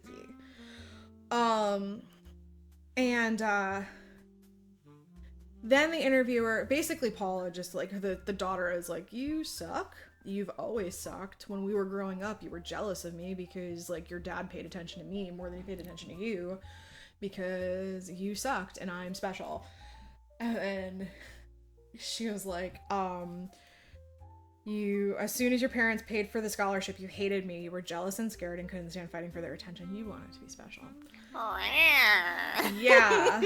So she's like, people like you feed off of the world, but one day you won't, and you'll be gone. This is your chance to put things right and tell the truth. Don't ever fucking call here.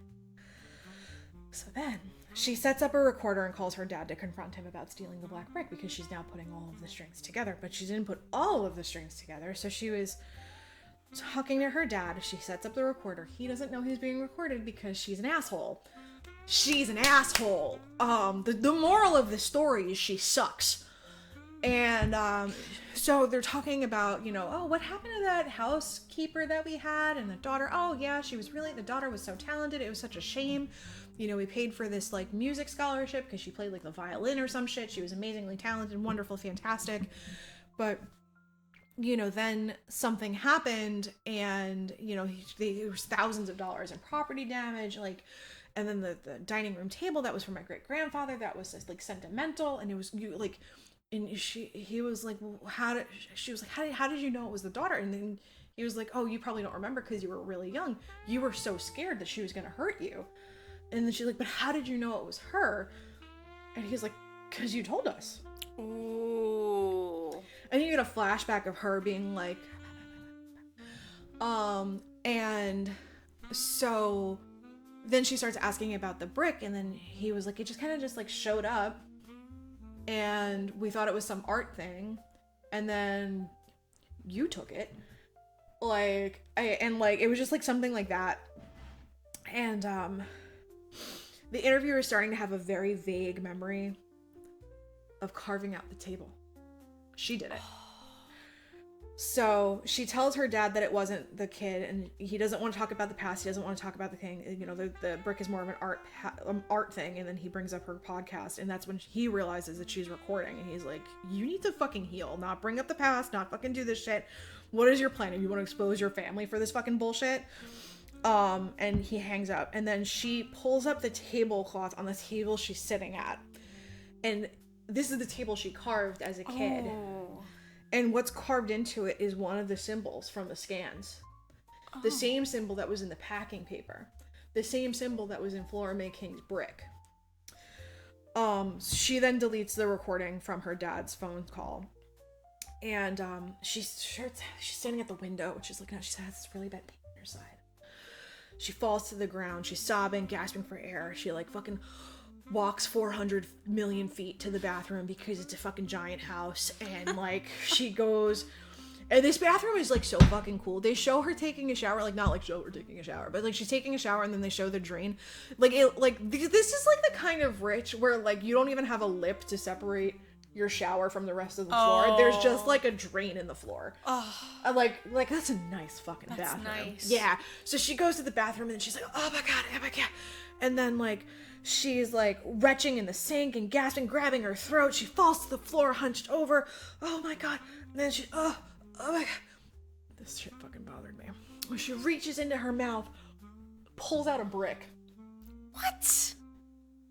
The size of the brick versus human anatomy bothers me. Because that thing was longer than her oral cavity. So there's no way that it came up, turned a corner, and came out. There's no way!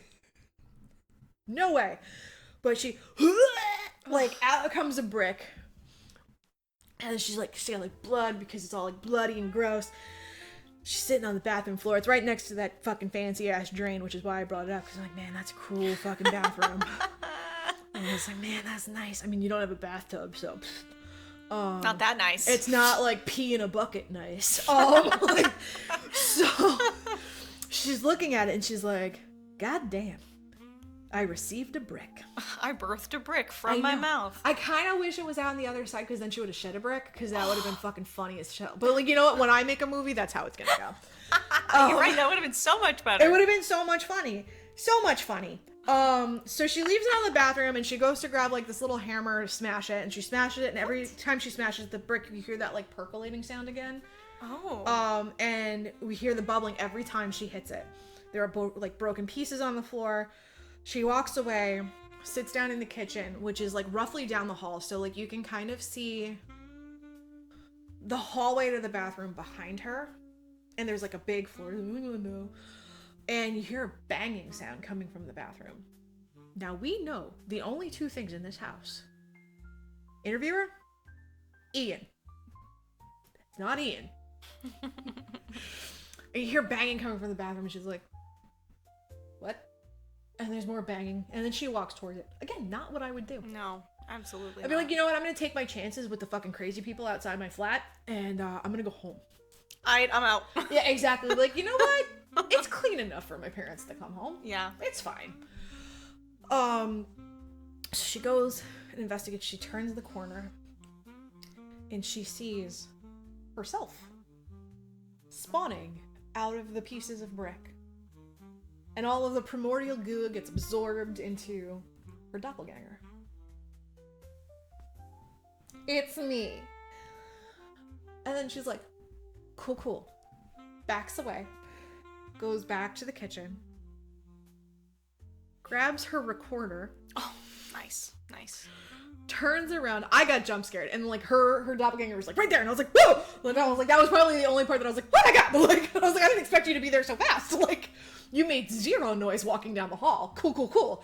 And then she turns around and she's like, sup?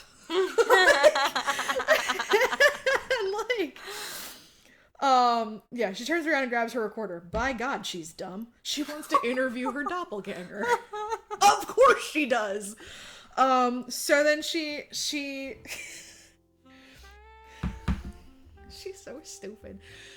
She sits down, she puts the recorder down, and like, for the fucking audio tech nerds, it's like a Zoom handy recorder. Like it's a brick in and of itself.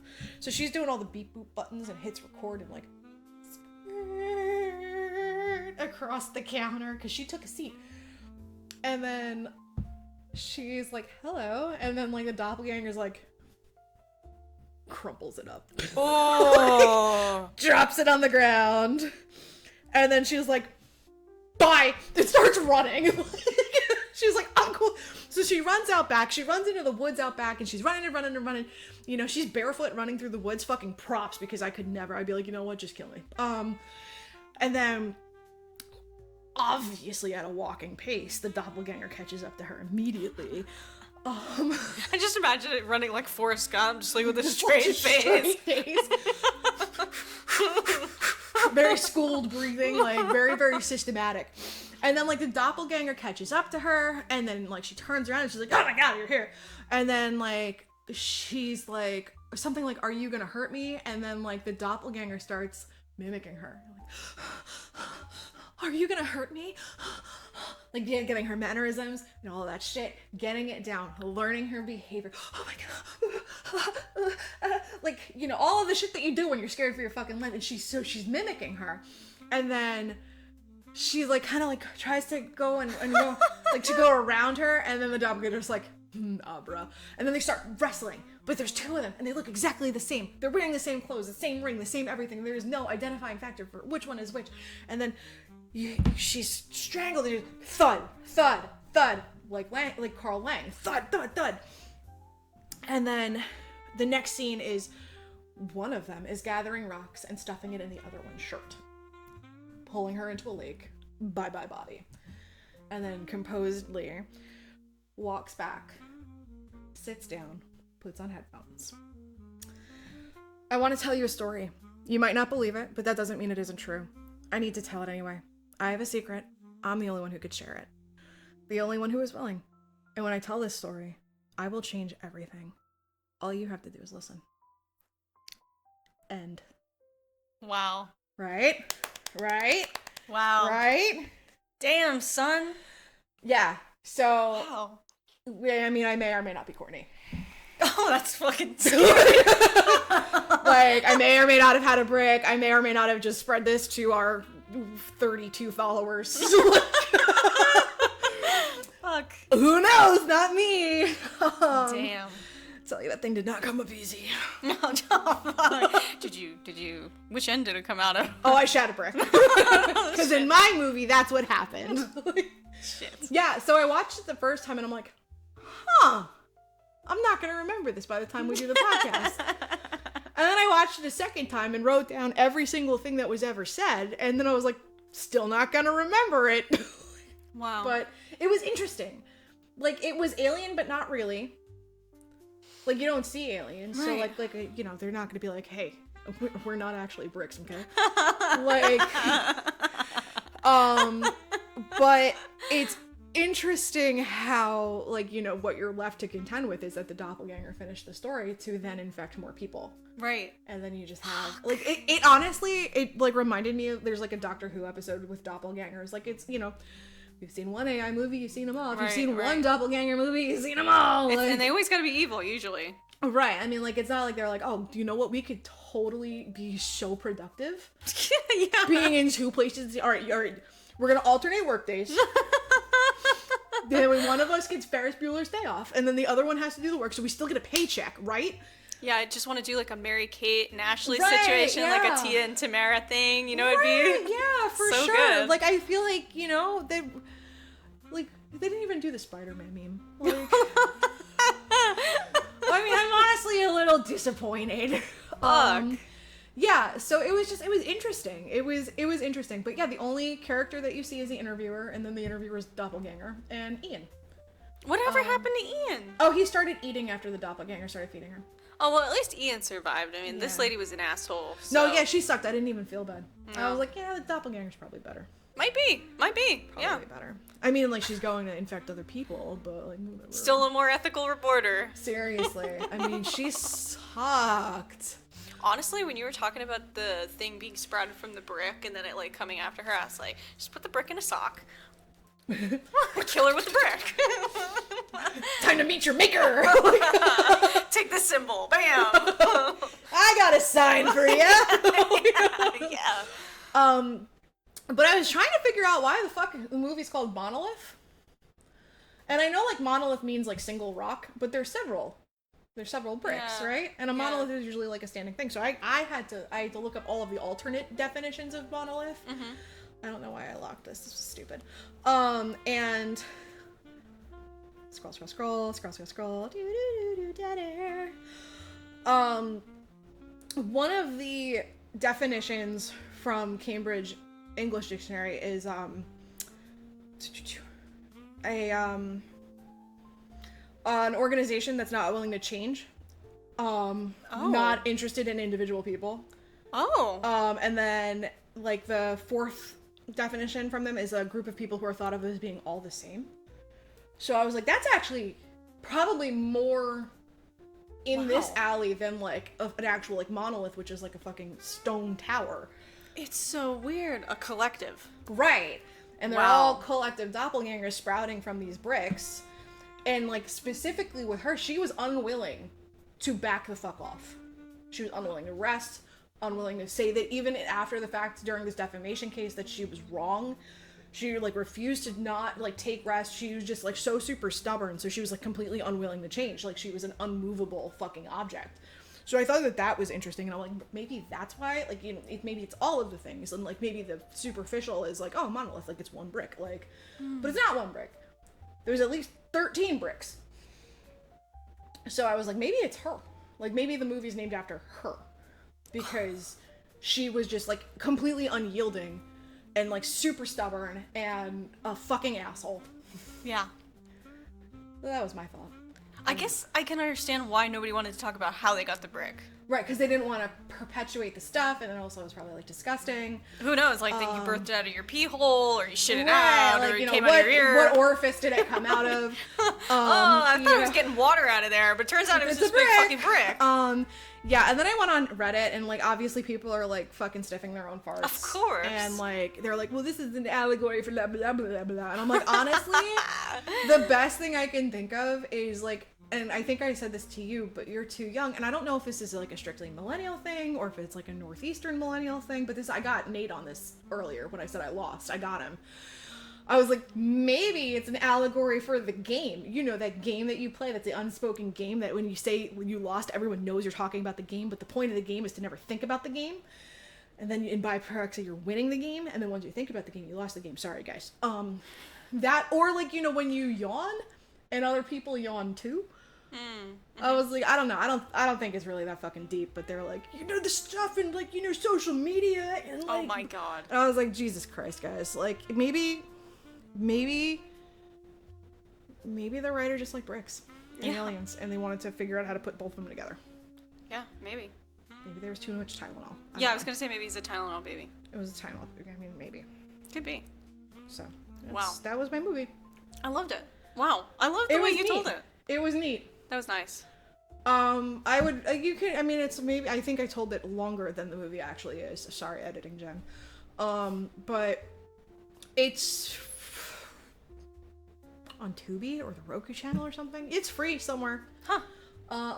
You know, but you're gonna wanna fucking shove the brick back in her mouth. So just beware when you watch it. She's the worst, dude. Like, Oh god. so, but yeah, she's the only face you see, except for Anne's. And she sucks. Well, at least she dies in the end, kind of. She sure does. So, hey! She sure does. Happy fucking ending. Nice. Not scary. Zero scary. Well, that's when So I Saw a That's Movie. it. Thanks for coming to our Yule log edition. You were cozy in our Cozy. sweaters. Because it's the holiday season now. The holiday season. Whoop-dee-doo. Yabba-dee-da. I don't know the Dee word. dee dee. I don't know. Something about a chimney. I have no idea. I also have no idea.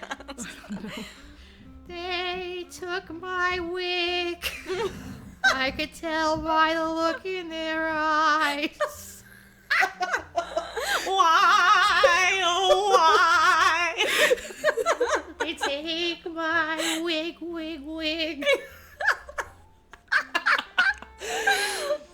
Oh, man, that's a good one. That's a really good one. Scorpion bowl? Shit. It's in your mouth, kitty, without bloody teeth. This is how you know we're at the end of the episode. Yes, we are. We have reached the conclusion. So, bye. Bye.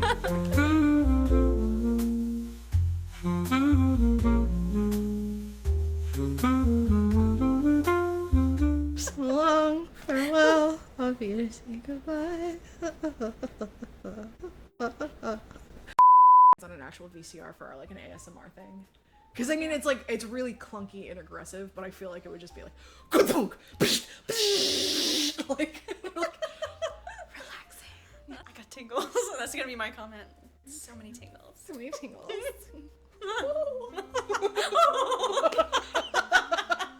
I fucking hate it. I hate it so much. Like, give me a good typing video. If you whisper into a microphone, I'm gonna rip my skin off. Like, I felt that one in my taint. I can't, dude. Yeah, it's gotta be some lady that's like, you're in the doctor's office. The doctors are busy. Take a seat. This is Home Depot. You could just take a seat on the protective film. I kind of like it. I can't. The whispering kills me, man. I can't do it. That and the on the side of the microphone. Give me some good mouth noises, like a so good. Awful. I love it. Awful. Yep, So that's one bad. wet trap.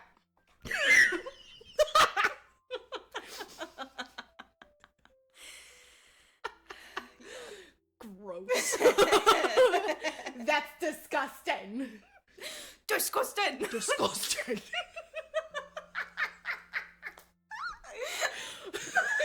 Which one of you doesn't know how to flush a toilet after you take a shite? Disgusting. That's the best video on the internet. I'm gonna be singing Cher, Lord, by Cher.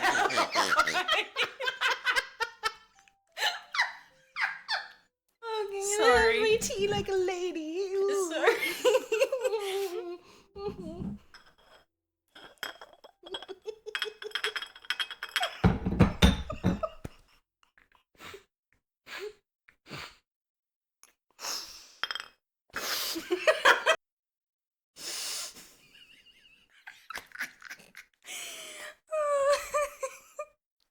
Don't look at me. She took so long. I'm so I sorry. couldn't compose myself to make it happen. And the MacBook's right there. We can't do a spit take. No, it'll be the most expensive episode ever. Christ, god damn it, Yule log episode.